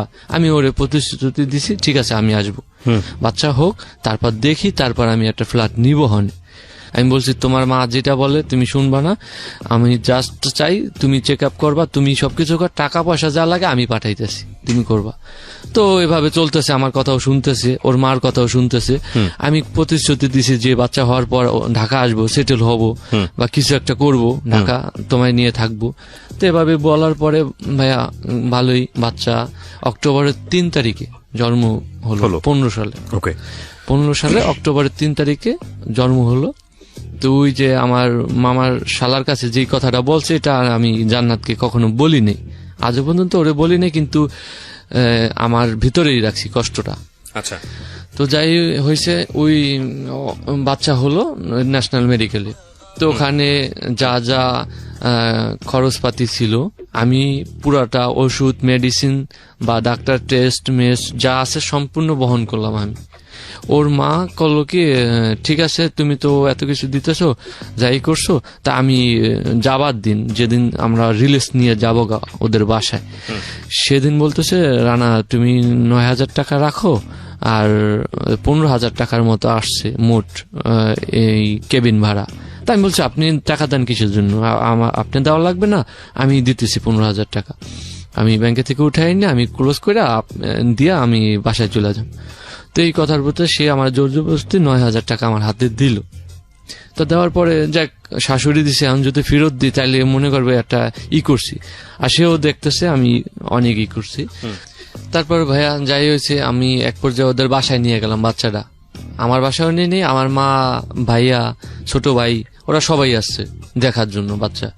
দেখে থেকে আমার বড় মামিও আসছে, দেখে থেকে হাসপাতালের থেকেই তারা বিদায় নিয়ে চলে গেছে। যাওয়ার পরে ভাই আমি ওদের আত্মীয় স্বজন সবার বাসায় মিষ্টি মিষ্টি দিয়া আমিও চলে গেলাম আমার দেশে। তো এক সপ্তাহ পর আবার আসছি। আসার পরে ও খালি বলতেছে কবে বাসায় নিবা। তাই আমি বলছি আচ্ছা ওয়েট করো, আমার তো বললেই আমি আইসা পড়বো হুট করে, এটা তো সম্ভব না আমার কাছে। আর আমার ওখানে একটা শপ আছে, আমি চাইলে দোকানটা ছাইড়ে দিতে পারি না, কারণ আমার অনেক কাস্টমার, আমার অনেক গ্রাহক। এখন এদের কি আমি কি বলবো? আর এদেরকে সবচাইতে বড় কথা হলো গিয়া, আমার কাছে যারা জিনিস বন্ধক লাগানো, এই জিনিসগুলো আমি কি চাইলেই ফেরত দিতে পারবো? এটা সম্ভব কোনো দোকানদারের ক্ষেত্রে? আমার তো না, তোমার বাপার মতো এই এই দোকান আমি চাইলে সবকিছু বেচে দিয়ে আইসা বললাম এটা। আর এটা জুয়েলারি ব্যবসা, তোমার বুঝতে হবে, তুমি বুঝো। এই তুই তাই বাসা থেকে বেরো। কে বলে এটা? আমার ওয়াইফ। বাসা থেকে বেরো, আর তোর এই বাসায় কোনো আসার যোগ্যতা নেই, তুই বাসা থেকে চলে যা। আমি তোর চোখ দেখতে, তোর দু চোখে সহ্য করতে পারি না। তুই আমাকে ভুলায় বেলায় এখন বাচ্চা হয়, তুই এই কথা বলতেছিস, তুই আসবি না, না তা তোর মনে তুই থাক, আমি আমার মনে থাকি। এই বললে রাগারাগি ওই বাসার মধ্যে, একটা বাসার মধ্যে যদি রাগারাগি হয় শ্বশুর বাড়িতে, তার শ্বশুর শাশুড়ির সামনে তার মেয়ের এভাবে বলতেছে, বকতেছে, সমস্ত ভাষা আছে, আমার রেকর্ডিং পর্যন্ত আমার কাছে আছে ভাইয়া। এই বাবুর যখন ফার্স্ট বার্থডে আসলো, বার্থডের 1 মাস আগে, এটা হলো 7 মাসের ঘটনা, তো 1 মাস আগে আমি ওরে রিকোয়েস্ট করলাম যে বাবুর অনুষ্ঠান করো, আমাদের যখন বিয়ে হয় নাই, তো তুমি রিকোয়েস্টটা মানো, আমি বাবুর বড় করে আমি একটা অনুষ্ঠান করতে চাই। কয় না, আমার কোনো বাচ্চার অনুষ্ঠান লাগবে না। এই নিয়ে তুমুল ঝড়গা আমার সাথে, তুই তোমারই মেসেজ ট্যাসেজ, এই গালাগালি, এই তুলাতুলি, আমি আমার বাচ্চার কোনো অনুষ্ঠান করতে দিব না, তোর গাইয়া গ্রামের লোক আমি খাওয়াবো না, আর আমার দরকার নেই, ওই গ্রামের পরিচয় দিয়ে আমার বাচ্চা বড় হবে না। ও আমাকে ডাইরেক্ট কথা বলে, এবং কি ওই রেকর্ডিং গুলো আমার কাছে আছে বা ভয়েস গুলো আছে, ও যেভাবে কথাগুলো বলছে। তা আমি বললাম কিভাবে সম্ভব, আমাদের বিয়ে হয়নি, তুমি তো জানো কিভাবে হয়েছে, যখন জান না তুমি এরকম করো না। বাচ্চাটা বড় হয়েছে, এখন 1 বছর পূর্ণ হয়েছে, ওরে আমরা একটা অনুষ্ঠান করালে মানুষ বুঝবে। আর আমাদের তো একবারে সোসাইটি খারাপ না যে আমরা এই এলাফেলার লোক, ওর বাচ্চার কোনো নেই, ফিউচার নেই। তো ভাই এক পর্যায়ে অনুষ্ঠানটা আর হলো না। আমাকে বললে দিল যে বাচ্চার জন্মদিনের আগে যদি আসিস তাহলে আমি সুইসাইড করব, তুই আমার বাচ্চার বার্থডে অনুষ্ঠানে আসবি না, আসলে তুই ওরে নিয়ে যাবি, আমি জানি। তো আমি এক পর্যায়ে ওরে আমি উত্তেজনা করলাম না, আমি গেলাম না। আমার বাচ্চার বার্থডে দিন আমি গেলাম না, কিন্তু আমার খুব মন কাঁদছে। ও ফোনটা রিসিভ করে নাই, ধরতে ফোন দিছি, মেসেজ করছি, অনেক কিছু করছি, কিন্তু কোনো সারা শব্দ পাইনি। এক পর্যায়ে ওরে বললাম যে এই আন্টিটা নিয়ে আসছি 3 দিন পর। আন্টিটা নিয়ে আসার পর বাচ্চার হাতটায় দিছি, আন্টিটা পরাইছি। ও করলো কি ভাইয়া, আন্টিটা টান্দা খুললেই কোন দিক মারলো আমি দেখলাম না, ফালাই দিল।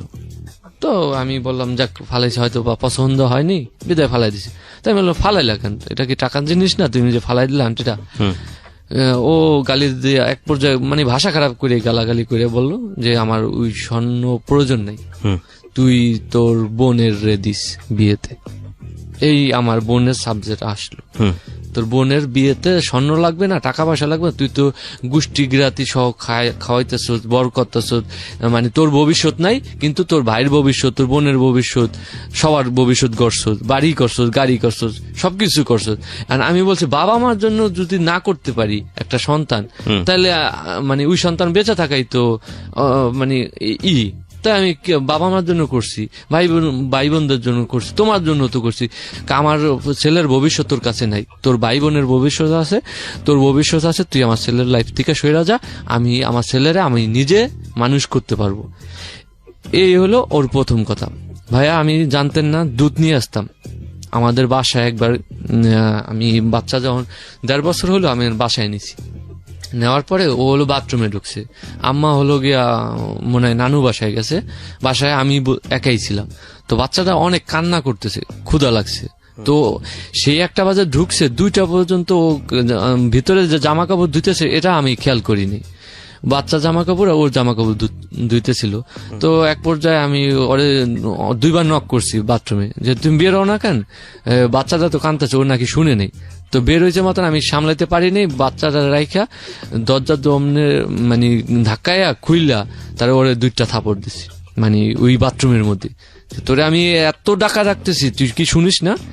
ও হতভঙ্গ হইয়া ওই বাথরুমে বালতির যা কিছু আছে পিঠে সব ভাঙ্গা জিদ দেখায়া এখন বাচ্চা নিয়ে আইসা পড়বে এক জামা কাপড়ে, মানে ধৈর্যই রাখা যাইতেছে না তারে। এভাবে আমার মা আসছে, মা আসার সাথে সাথে বলে, বউ তুমি এরকম কোন কথা, এই মহিলা তুই আমার সামনে আসবি না। আচ্ছা, আমাকে মাকে থ্রেট করে বলে, এই মহিলা তুই আমার সামনে আসবি না, তোর ছেলের জন্যই আজকে আমার এই বস্তিতে আসা, নাহলে কেন আমি এই বস্তিতে আসবো। ভাইয়া আপনি বিশ্বাস করবেন না, আমি কষ্ট করে একটা বাড়ি করছি কিন্তু খারাপ কিছু করি রে ভাইয়া, অনেক সুন্দর করে সাজাইছি আমার বাড়িটা।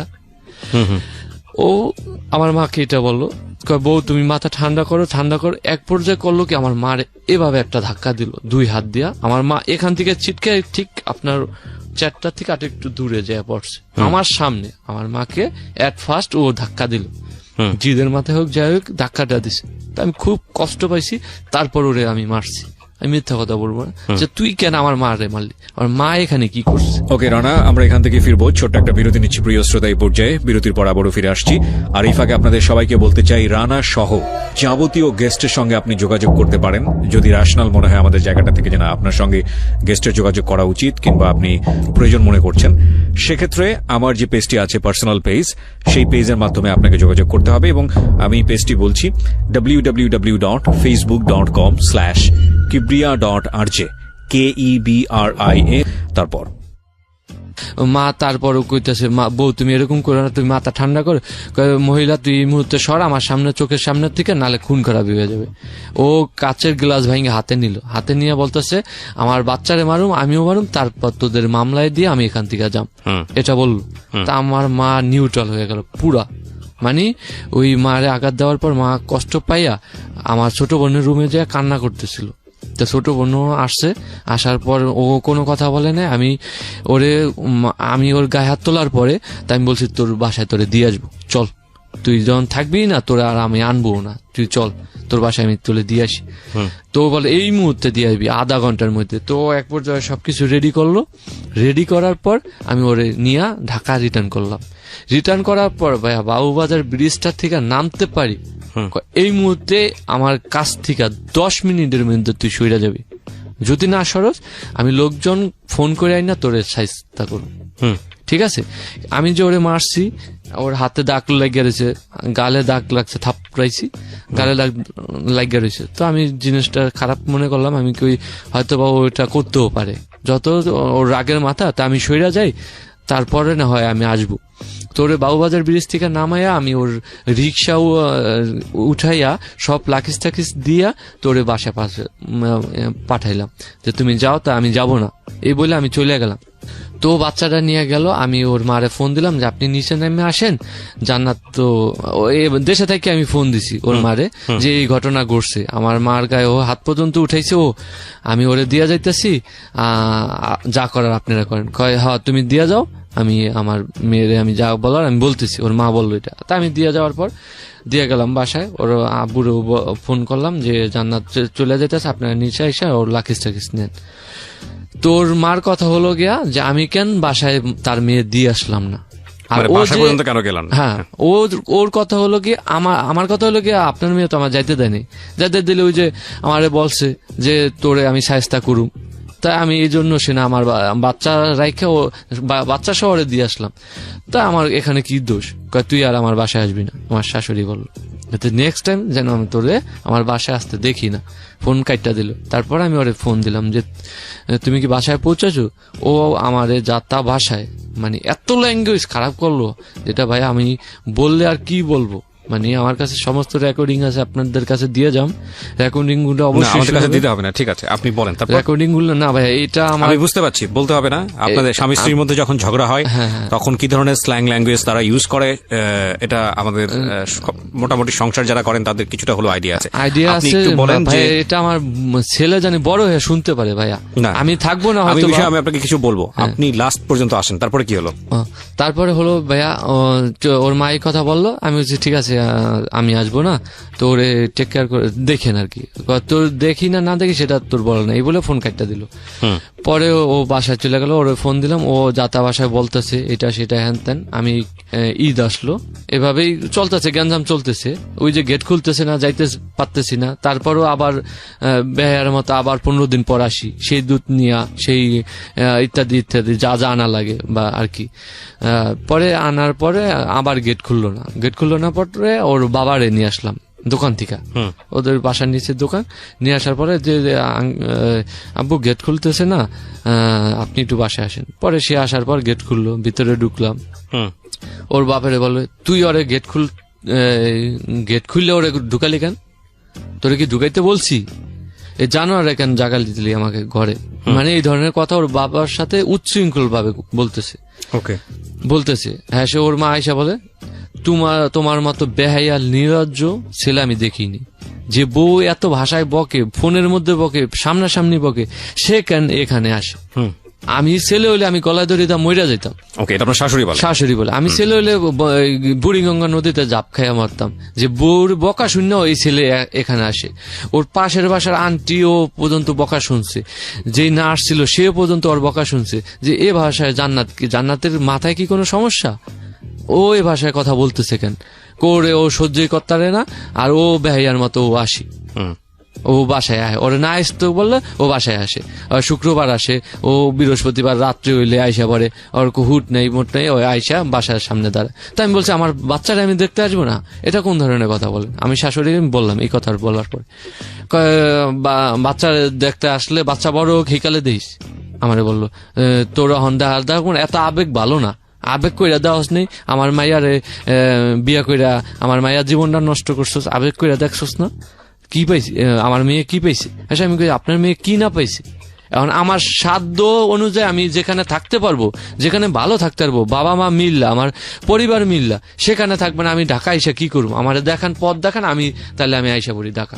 আমি আমার শাশুড়ি রে আমার শ্বশুর রে ফার্স্ট একসাথে বইসা এই কথাটা আমি বললাম, যে আপনারা আমার একটা সাইড দেখান, যে রানা তুমি এটা আইসা করো বা এভাবে থাকো। বাসা ভাড়া ঢাকা শহরে 15,000 টাকা, একটা ফ্ল্যাট নিতে হলে আদার্স খরচ আছে আরো 20-25,000 টাকা। তা আমি যদি একটা দোকান ক্লোজ করে আইসে এখানে দোকান দিতে হয়, তাইলে ভাইয়া আমার কি সম্ভব, আমি এগুলা চালাইতে পারবো? রানিং দোকান রাখে আইসা আমি ঢাকা শহরে একটা দোকান নিয়ে, এটা কি সম্ভব? কোনোদিনও সম্ভব না। আমি তো বুঝতেছি আমি পারবো না, তা আমি কিভাবে থাকবো? আপনারা কোনো ওয়ে দেখান, আমি সেই ওয়ের মতো আপনাদের এখানে আইসা পড়ি। তা আমার মা বললো তোর নানু বাড়ি থেকে যে সম্পদ দিছে এটা বেচলে প্রায় 40-50 লাখ টাকা পাবি, তুই দেখ এর মধ্যে একটা ফ্ল্যাট পাসনি, তাহলে আমার নামে সম্পদ আমি তোরে দিয়ে দিই বাবা, তুই যা শুয়ে থাক ওরে নিয়ে। ও যখন এটা চাইতেছে, এটার জন্য তোর নিয়ে গ্যাঞ্জাম করতেছে, তো বাবা তুই সুখে থাক। আমার মা এই কথা আমার বললো। আমি বলি মা এটা তুমি কি বললো, আমি তোমার ছেড়ে আমার ফ্যামিলি চাই, আমার এই সোনার ডিপার্টমেন্ট চাই, আমি কিভাবে যাম, আমার যাও যেভাবে যাম একটা মেয়ের জন্য, কয় তোর ছেলে আছে, তোর ফ্যামিলি আছে, তার জন্য যা, তুই এটা আমার কথাটা মান বাবা, তোর কষ্ট আমি সহ্য করতে পারি না। আমার মা এই প্রস্তাবটা আমায় দিল। তা আমি মারে বললাম মা যদি ওরে ছাড়তে হয় আমি ছাড়বো, কিন্তু আমি আমার ফ্যামিলি, এই ফ্যামিলি সোনার সংসার ছাড়া আমি যাম না মা, তুমি আমার এটা বইলো না, দরকার হলে আমার বউরে আমি ছাইড়া দিই, ও যেমনে ভালো থাকতে যায় সেমনি রাখুম আমি। তারপরও আমি চাই না যে সংসারে কোনো গ্যাঞ্জাম হোক। ও না আসতে চায়, ওর বাবার বাড়িতে থাকবে সারা জীবন, ওখানে থাকো, আমি খরচ পাতি দিন, তোমার কোনো আপত্তি আছে? কয় না বাবা তুই কষ্টতে থাকো, সেটা আমার দেখতে খারাপ লাগে না। আমি কই সেটা তুমি দেখো না, দরকার হলে আমি বাসায় আসুম না, তোমরা বাসায় থাকো, তারপরও তো আমি দেখবো যে আমার ফ্যামিলি ভালোভাবে চলতেছে, ফ্যামিলি মানে উঠতেছে, এটাতেই আমি অনেক হ্যাপি। তো ভাইয়া এক পর্যায়ে আমি ওর বাবার সাথে কথা বলি, এর মধ্যে যেটা আমার কানে আসলো, ওর এক বান্ধব ওর সাথে একই ডিপার্টমেন্টে ওই যে ভার্সিটিতে পড়ে। তো ও ভর্তি হইতেছে, ওখানে ক্লাস করতেছে, যাইতেছে আইতেছে। এই রাগারাগির মাঝে ও আবার টাকা নিতেছে আমার থেকে, ফোন দিয়া, আমার 5,000 টাকা লাগবে, বাবুর এটা লাগবে, কিনতে হবে, এটা টাকা পাঠাও। আমি এভাবে টাকা দিতাম ওরে। আবার যখন আসতাম ওই গেটের বাইরে থেকে চলে যাইতাম, কিন্তু ওখানে টাকা রেখে যেতাম ওই গেটের সামনে, আমার ঢুকতে দিত না। তা কি করবো, এক পর্যায়ে ওই গেটের সামনে টাকা রেখে যেতাম। ও পরে নিত না নিত আমি জানতাম না ভাইয়া। তো এক পর্যায়ে ওই বান্ধবীটা আমাকে ফোন দেয় যে ভাইয়া এরকম এরকম ঘটনা, জান্নাত কি আপনার ওয়াইফ না? আমি জি হ্যাঁ, কেন? আমি ওই মেয়েটার নাম বলবো না। তো কয় ভাইয়া আমি আপনাকে যে কথাগুলো এখন শেয়ার করব এটা কখনো বলবেন না, আর আপনার ভালোর জন্য। আর জান্নাত আপনার সম্বন্ধে আমাকে অনেক কিছু বলছে, যে আমার ডেলিভারি হওয়ার সময় এত কিছু করছে আমার জামাই, আমি ওরে চির ঋণী, আর ও খুব ভালো একটা ছেলে। সেই কথাগুলোর উপলক্ষে আমি আপনারে ফোন দেওয়া। আমি জাস্ট শুনছি আমার ফ্রেন্ডের কাছ থেকে যে আপনি খুব ভালো একটা ছেলে। তো আমি বললাম ঠিক আছে বলো কি হয়েছে, জানাতে কোনো সমস্যা হয়েছে? কয় না ভাই আর কোনো সমস্যা নাই। সমস্যা হচ্ছে কি, ও যেই ডিপার্টমেন্টে পড়ে, আমাদের এই ডিপার্টমেন্টে কিছু ছেলে আছে, সেই ছেলেদের সাথে ও এতটাই ক্লোজ হয়ে গেছে, কি আর বলবো, যেটা বলতে গেলে অনেকটা লজ্জা লাগে, যে একটা বিবাহিত মেয়ে যার একটা বাচ্চা আছে 2-2.5 বছরে, সে কেন এভাবে চলাফেরা করবে? ওকে, এই ছেলেদের সাথে যায় রেস্টুরেন্টে খাইতে যায়, ঘুরতে যায়, তারপর করতে যায়, কিন্তু এগুলো আপনি কেয়ার করেন না কেন? আপনার ওয়াইফ না ও? আমি ও তো ভার্সিটিতে যায় বললে এখন এগুলা করে, এগুলো তো আমি জানি না বোন। তো তুমি বললা তো এটাই আমি শুনলাম। আর তো কখনো জানেন না, ওর কয়টা বান্ধবী আছে, আমারও বান্ধবী, এই 3টা বান্ধবীর সাথে মিশে ও এতগুলো খারাপ হইতেছে, যেটা ভবিষ্যতে ওর খারাপ দিকেই যাবে বেশি আমার মনে হইতেছে। আর আমি ভালোর জন্য আপনার কাছে বললাম। আমি আমার বিশ্বাস হয় না তুমি এটা করতেছে। কয় ভাই আপনি জানেন আপনার ওয়াইফ আর একটা ফেক আইডি খুলছে ওর অন্য আইডিতে, যেটা আপনাকে ব্লক মারা আছে, যে যেন আপনি না দেখতে পারেন, এই জন্য আপনার ব্লক মারছে ও। আর সেই আইডির সাথে আমার অ্যাড আছে, যদি আপনার প্রুফ করতে চান ও কোন ছেলেদের সাথে ঘুরতেছে, কোথায় যাইতেছে, কোন পার্কে গিয়েছে বসছে, কোন রেস্টুরেন্টে খাইছে, সেটা গ্রুপের মধ্যেও কথাবার্তা হয়, আমি গ্রুপে অ্যাড আছি। আপনাকে চাইলে আমার আইডিটা আপনাকে ইউজ করতে দেওয়া হবে। তো আমি ওর কাছ থেকে ওর আইডিটা নিলাম। নেওয়ার পর আমি যেটা দেখলাম, আমার দুনিয়া আর আমি যে দুনিয়া আছি এটা আমার মনে হচ্ছে না যে আমি দুনিয়া আছি। কি ধরনের ছেলের সাথে ও ছবি, কি ধরনের ছেলের সাথে চলাফেরা, কি ধরনের ছেলেদের সাথে খাওয়া দাওয়া, এক বাসায় গেছে, সেই বাসায় যাইয়া খাটের উপরে শুইয়া বান্ধবীরা ছবি তুলছে, সেই ছবি পর্যন্ত আমার কাছে এখন পর্যন্ত আছে ভাইয়া, আমার কাছে প্রুফ হিসাবে আমি রাইখা দিছি।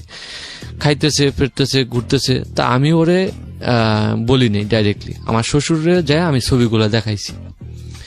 দেখানোর পরে আমি বললাম যাবো দেখেন, ওরে তো আমি বিশ্বাস করে এখানে রাখছি, ঠিক আছে ও পড়াশোনা করে, কিন্তু পড়াশোনার ফাঁকে এই ছেলেগুলাকে যাদের নিয়ে ও এই বনে বাদরে ঘুরতে গেছে, কাশ বনের ভিতর যায় বৈশা আড্ডা দিতেছে, রেস্টুরেন্টে যায় বৈশা খাইতেছে, খাওয়াই দিতেছে, এবং কি এদের বান্ধবীর বাসায় যায় খাটের উপরে বৈশা ছেলেদের নিয়ে সেলফি তুলে খাইতেছে, খাওয়াই দিতেছে।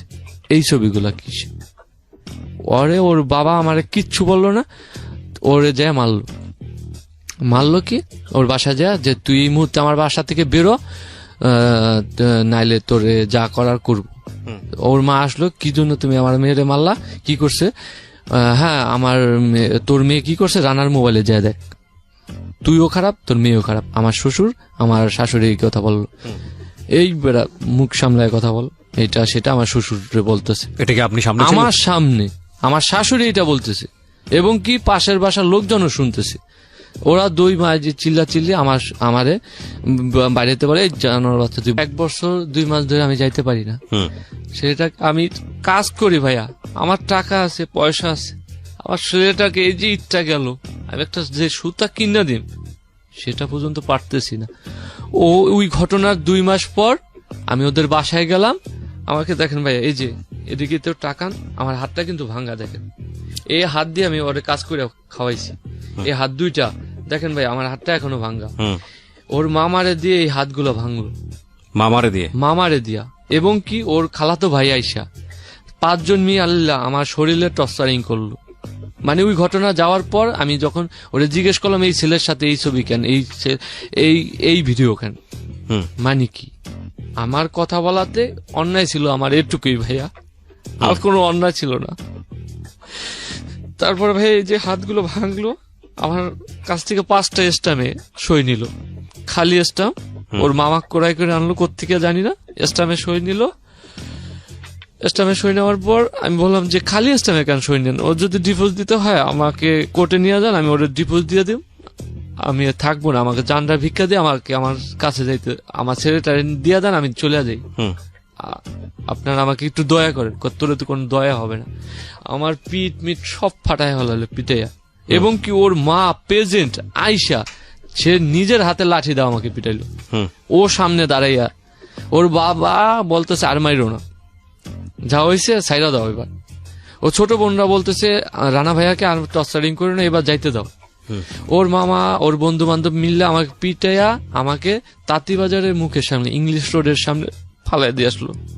তখন জানুয়ারি 10 তারিখ ভাইয়া, ফালাই দেওয়া আসার পরে আমাকে ওখান থেকে একটা রিক্সাওয়ালা, আমি পুলিশের হেল্প নেই, ওখানে ট্রাফিক পুলিশ, ওই স্যারটা আমাকে একটা রিক্সা উঠাই দিল। আমার অবস্থা দেখে গুরুতর, হাত পা পুরা ফোলা, হাত ভাঙ্গা, এভাবে কি অবস্থা, যে তোমাকে এভাবে মারলো কি? আপনি পুলিশের কাছে যাননি কেন ওই মুহূর্তে? মানে পুলিশের কাছে আমার তো তখন সেন্স বলতে কিছু ছিল না, মানে মারার জন্য।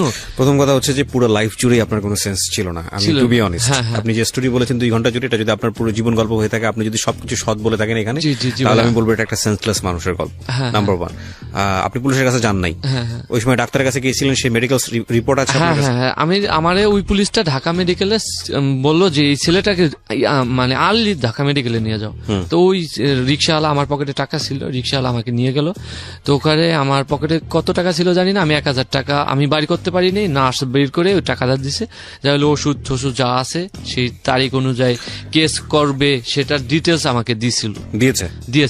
কাগজ অবশ্যই আছে, অবভিয়াসলি আছে, কাগজটা দিছে যে তুমি এটা নিয়ে মামলা করো, তুমি আগায় থাকতে পারবা। ওরা করলো কি, আমার এই অসুস্থতার কথা শুই না, ওরা যায় আমার নামে 4 ধারা একটা মামলা করলো।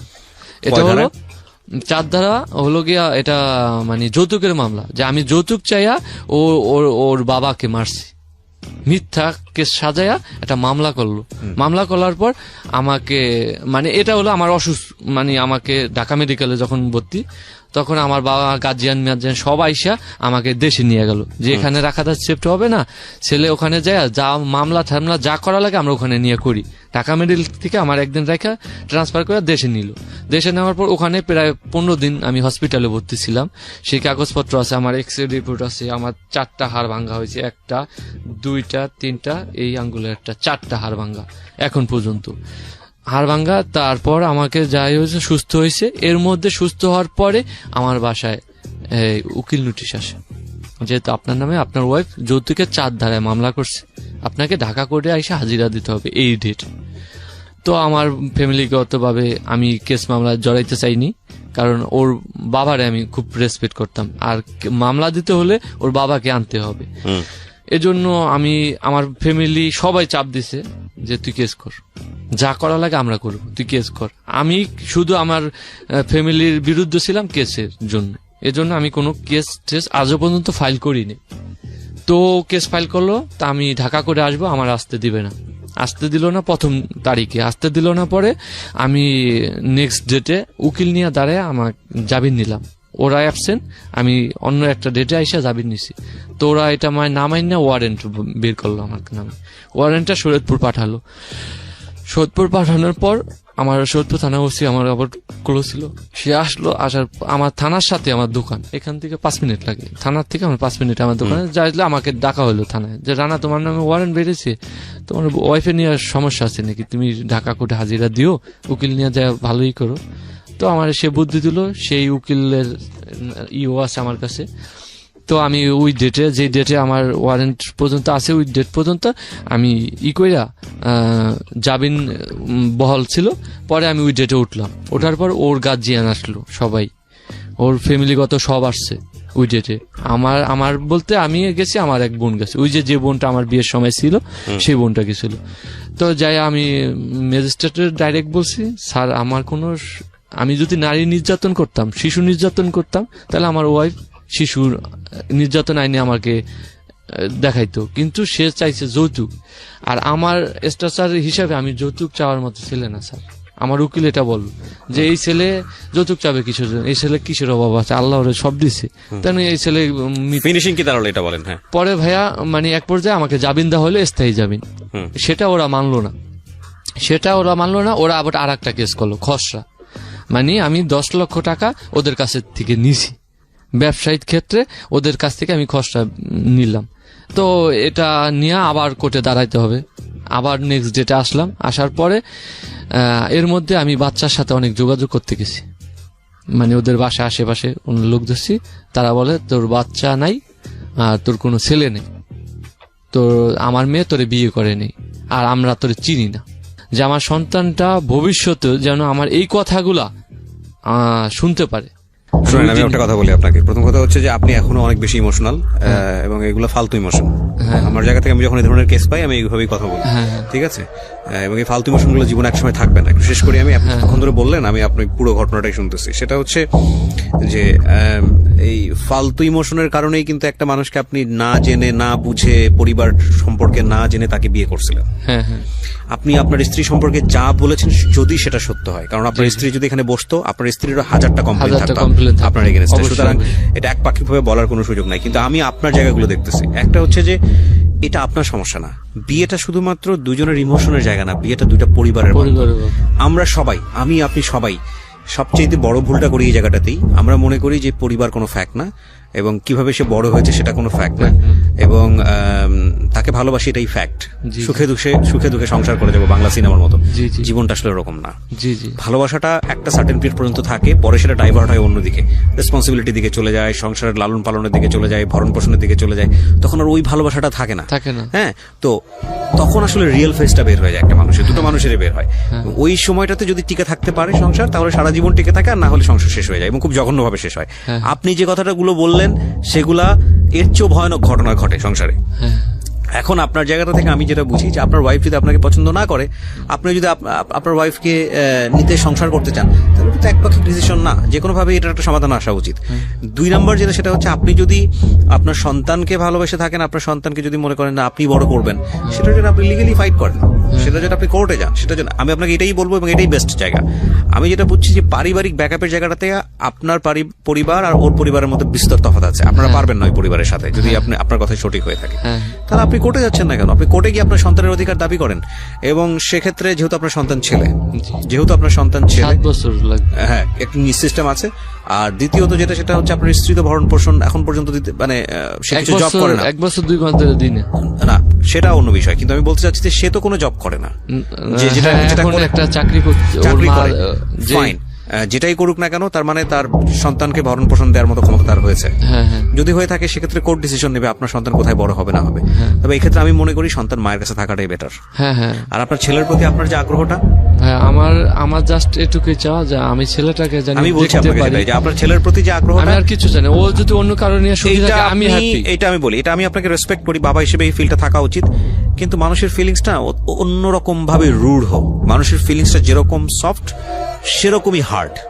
হ্যাঁ, এই যে আপনি এখন একদম মানে ঘাটা অনেক কাঁচা, তো এই জন্য ফিল করতে পারছেন। 2-4-5 বছরের ছেলে আপনার কাছে না থাকলে, আপনার জীবনে আরেকটা মানুষ আসলে আপনি ফিলটা পাবেন না। এটাই ধ্রুব সত্য। সময় সবকিছু ক্ষয়ে যায়, কিন্তু এই সময় আপনার যত বড় ক্ষতি হচ্ছে আপনার ক্যারিয়ারের জন্য, আপনার অর্থনৈতিক ভাবে, জি ভাই, আমার দোকানে 3টা কারিগর, বুঝছেন ভাই, আমি ঠিকমতো আমার সেন্স লেভে কাজ করে না, আমি ঠিকমতো ব্যবসাটাও করতে পারছি। আমি সেটাই বলছি, এটা সারা জীবনে ছাপ থেকে যাবে। সো আজকের এই ঘটনা থেকে একটা অনেক বড় লেসনের জায়গাটা হচ্ছে, আচ্ছা আরেকটা বিষয় যেটা বলি, সেটা হচ্ছে যে কোনো সম্পর্কের ক্ষেত্রে তৃতীয় পক্ষ খুব ভয়ানক। জি ভাই, খুবই খারাপ। সেটা শ্বশুর হোক, শাশুড়ি হোক, আপনার নিজের মা হোক, আমার পায়ে পর্যন্ত দোষ না, ওই ছেলে ফ্যাক্ট না, ওই ছেলে ফ্যাক্ট না। আমি বলি আপনাকে, আমাদের সংসার, আমাদের বাংলাদেশের পরিবার কাঠামোর কিন্তু অদ্ভুত একটা সুন্দর জিনিস আছে, এটা একটা প্রাচীন আমল থেকে আছে, কিন্তু সামহাও আমরা সেটা এখন আর চর্চা করি না। সেটা হচ্ছে, দেখবেন যে বিয়ে হয়ে যাওয়ার পরে মেয়ে পক্ষর আর কোনো কথা বলতো না, বা ছেলে পক্ষ হয়ে ছেলে পক্ষের লোকজন আর কথা বলতো না, উল্টো হয়ে যেত। বিয়ে যাওয়ার পরে ছেলেকে দেখতে হচ্ছে মেয়ের পক্ষের লোকরা, আর মেয়েকে দেখতে হচ্ছে ছেলে পক্ষের লোক। একটা মেয়ে যদি সংসারে ভুল করতো, ওই ভুলটা নিয়ে ছেলে পক্ষের লোকজন কথা বলতে পারতো না। তারা ছেলে পক্ষরা কি করতো, ছেলে পক্ষরা মেয়েকে সাপোর্ট করে ছেলেকে শাসন করতো, আর মেয়ে পক্ষরাও ঠিকই কাজটা করতো, যে তারা তাদের মেয়েকে শাসন করতো, ছেলেকে সাপোর্ট করতো। এতে করে যে জিনিসটা হতো, সম্পর্কটা ভালো থাকতো, মজবুত থাকতো। এখন ঘটনাটা অন্যরকম বিভিন্ন ফ্যামিলির ক্ষেত্রে। আমার মনে হয় যে এই জায়গাগুলো একটু পরিবর্তন করা দরকার, এবং আলটিমেটলি টার্গেট করা উচিত যে সংসারটা টিকায় রাখাটা জরুরি। তো সংসার টিকায় রাখা জরুরি মানে হচ্ছে ওদের মধ্যে যদি একটা ঝামেলা হয় দুজনের মধ্যে, ওই বিষয়টা নিয়ে ওরা প্রথমত কার কাছে বলবে? হয়তো সবচেয়ে ক্লোজ ফ্রেন্ড তার কাছে বলবে, অথবা মার কাছে বলবে, অথবা বাবার কাছে বলবে। তো এই বলার পর্যায়ে যদি বাবা মা সেটাকে প্রশ্রয় দেয়, একটা হচ্ছে যে প্রশ্রয় দেওয়া, আরেকটা হচ্ছে আমি সেটাই বলছি, মা দিতেছে, আপনার মা হয়তো আপনার ক্ষেত্রে দিয়েছে। আমি যেটা বলতে চাচ্ছি যে প্রশ্রয় দিলে যে জিনিসটা দাঁড়ায় সেটা হচ্ছে লাই পেয়ে যায় এবং এটা বাড়তে থাকে। তো সেটা ঠিক আছে, এখন যদি দমাতে না পারি যে তুমি এই বিষয়ে কথা বলবা না আমার সঙ্গে, এটা যদি আমি করতে না পারি, তাহলে আমি যেটা করবো, ঠিক আছে, আমি তার কথা শুনলাম, তাকে সুন্দর করে কাউন্সিলিং করবো যে তুমি এটা করলে এটা হবে, এটা করলে এটা হবে, আমার অভিজ্ঞতা যেটা বলে, একটু দেখো, একটু সময় নাও। এই জিনিসটা কন্টিনিউয়াসলি করে যাওয়া, এবং এটা শেষ হয় না, এটা লাইফ এন্ড পর্যন্ত চলতে থাকে, এটা করা উচিত। এতে করে যেটা হয় যে সংসারটা টিকে যায়। কিন্তু এই বাবা মা যখন এই বিষয়গুলো নিয়ে এত বেশি নোংরা ভাবে খেলতে থাকে, মেয়ের পক্ষ হোক বা ছেলের পক্ষ হোক, তখন সংসার টিকে না, একটা পর্যায়ে সেটা নষ্ট হয়ে যায়। আর আমি মনে করি যে আপনাদের ফ্যামিলি বা ওনাদের ফ্যামিলি জায়গা থেকে যে জিনিসটাই হয়েছে, সেটা হলো আমার মনে হয় ফ্যামিলি জায়গা থেকে সাপোর্টটা ঠিক মতো ছিল না। আর আমরা আজকের এই গল্পটা থেকে একটা জিনিস শুধু আপনাদেরকে বলবো, এবং সবসময় বলতে চাই, সেটা হচ্ছে যে কোনো মানুষকে নির্বাচন করবার আগে নিজের জীবনের ক্ষেত্রে ফ্যামিলিটাকে গুরুত্ব দেওয়া খুব জরুরি, খুবই জরুরি। আপনি অনেক বেশি ইমোশনাল, তো ইমোশনাল মানুষরাই অনেক বেশি ফুল হয়। কারেক্ট কথা বলছেন, আমি অনেক ইমোশনাল মানুষরাই অনেক বেশি ফুল হয়। আপনি ছবি দেখে কষ্ট পাবেন, জ্বলবেন, সে কারণে হয়তো ছবিটা সে দিচ্ছে। যখন পাত্তাই দিবেন না, যখন দেখা যাবে না আমি আর এগুলো বিষয় না, আমি আমার মতো লাইফ লিড করা শুরু করছি, তখন যদি ওর ভিতরে জায়গা থেকেও আপনাকে নক করবে। এটাই প্রকৃতির নিয়মগুলোই এরকম। আমিও আল্লাহর কাছে বলি যে ও যেই দুয়ারেই যাক, আল্লাহ তাআলা যদি সহায় থাকে, আর আমি যদি ওর রিয়েল ভালোবাসা থাকি, ও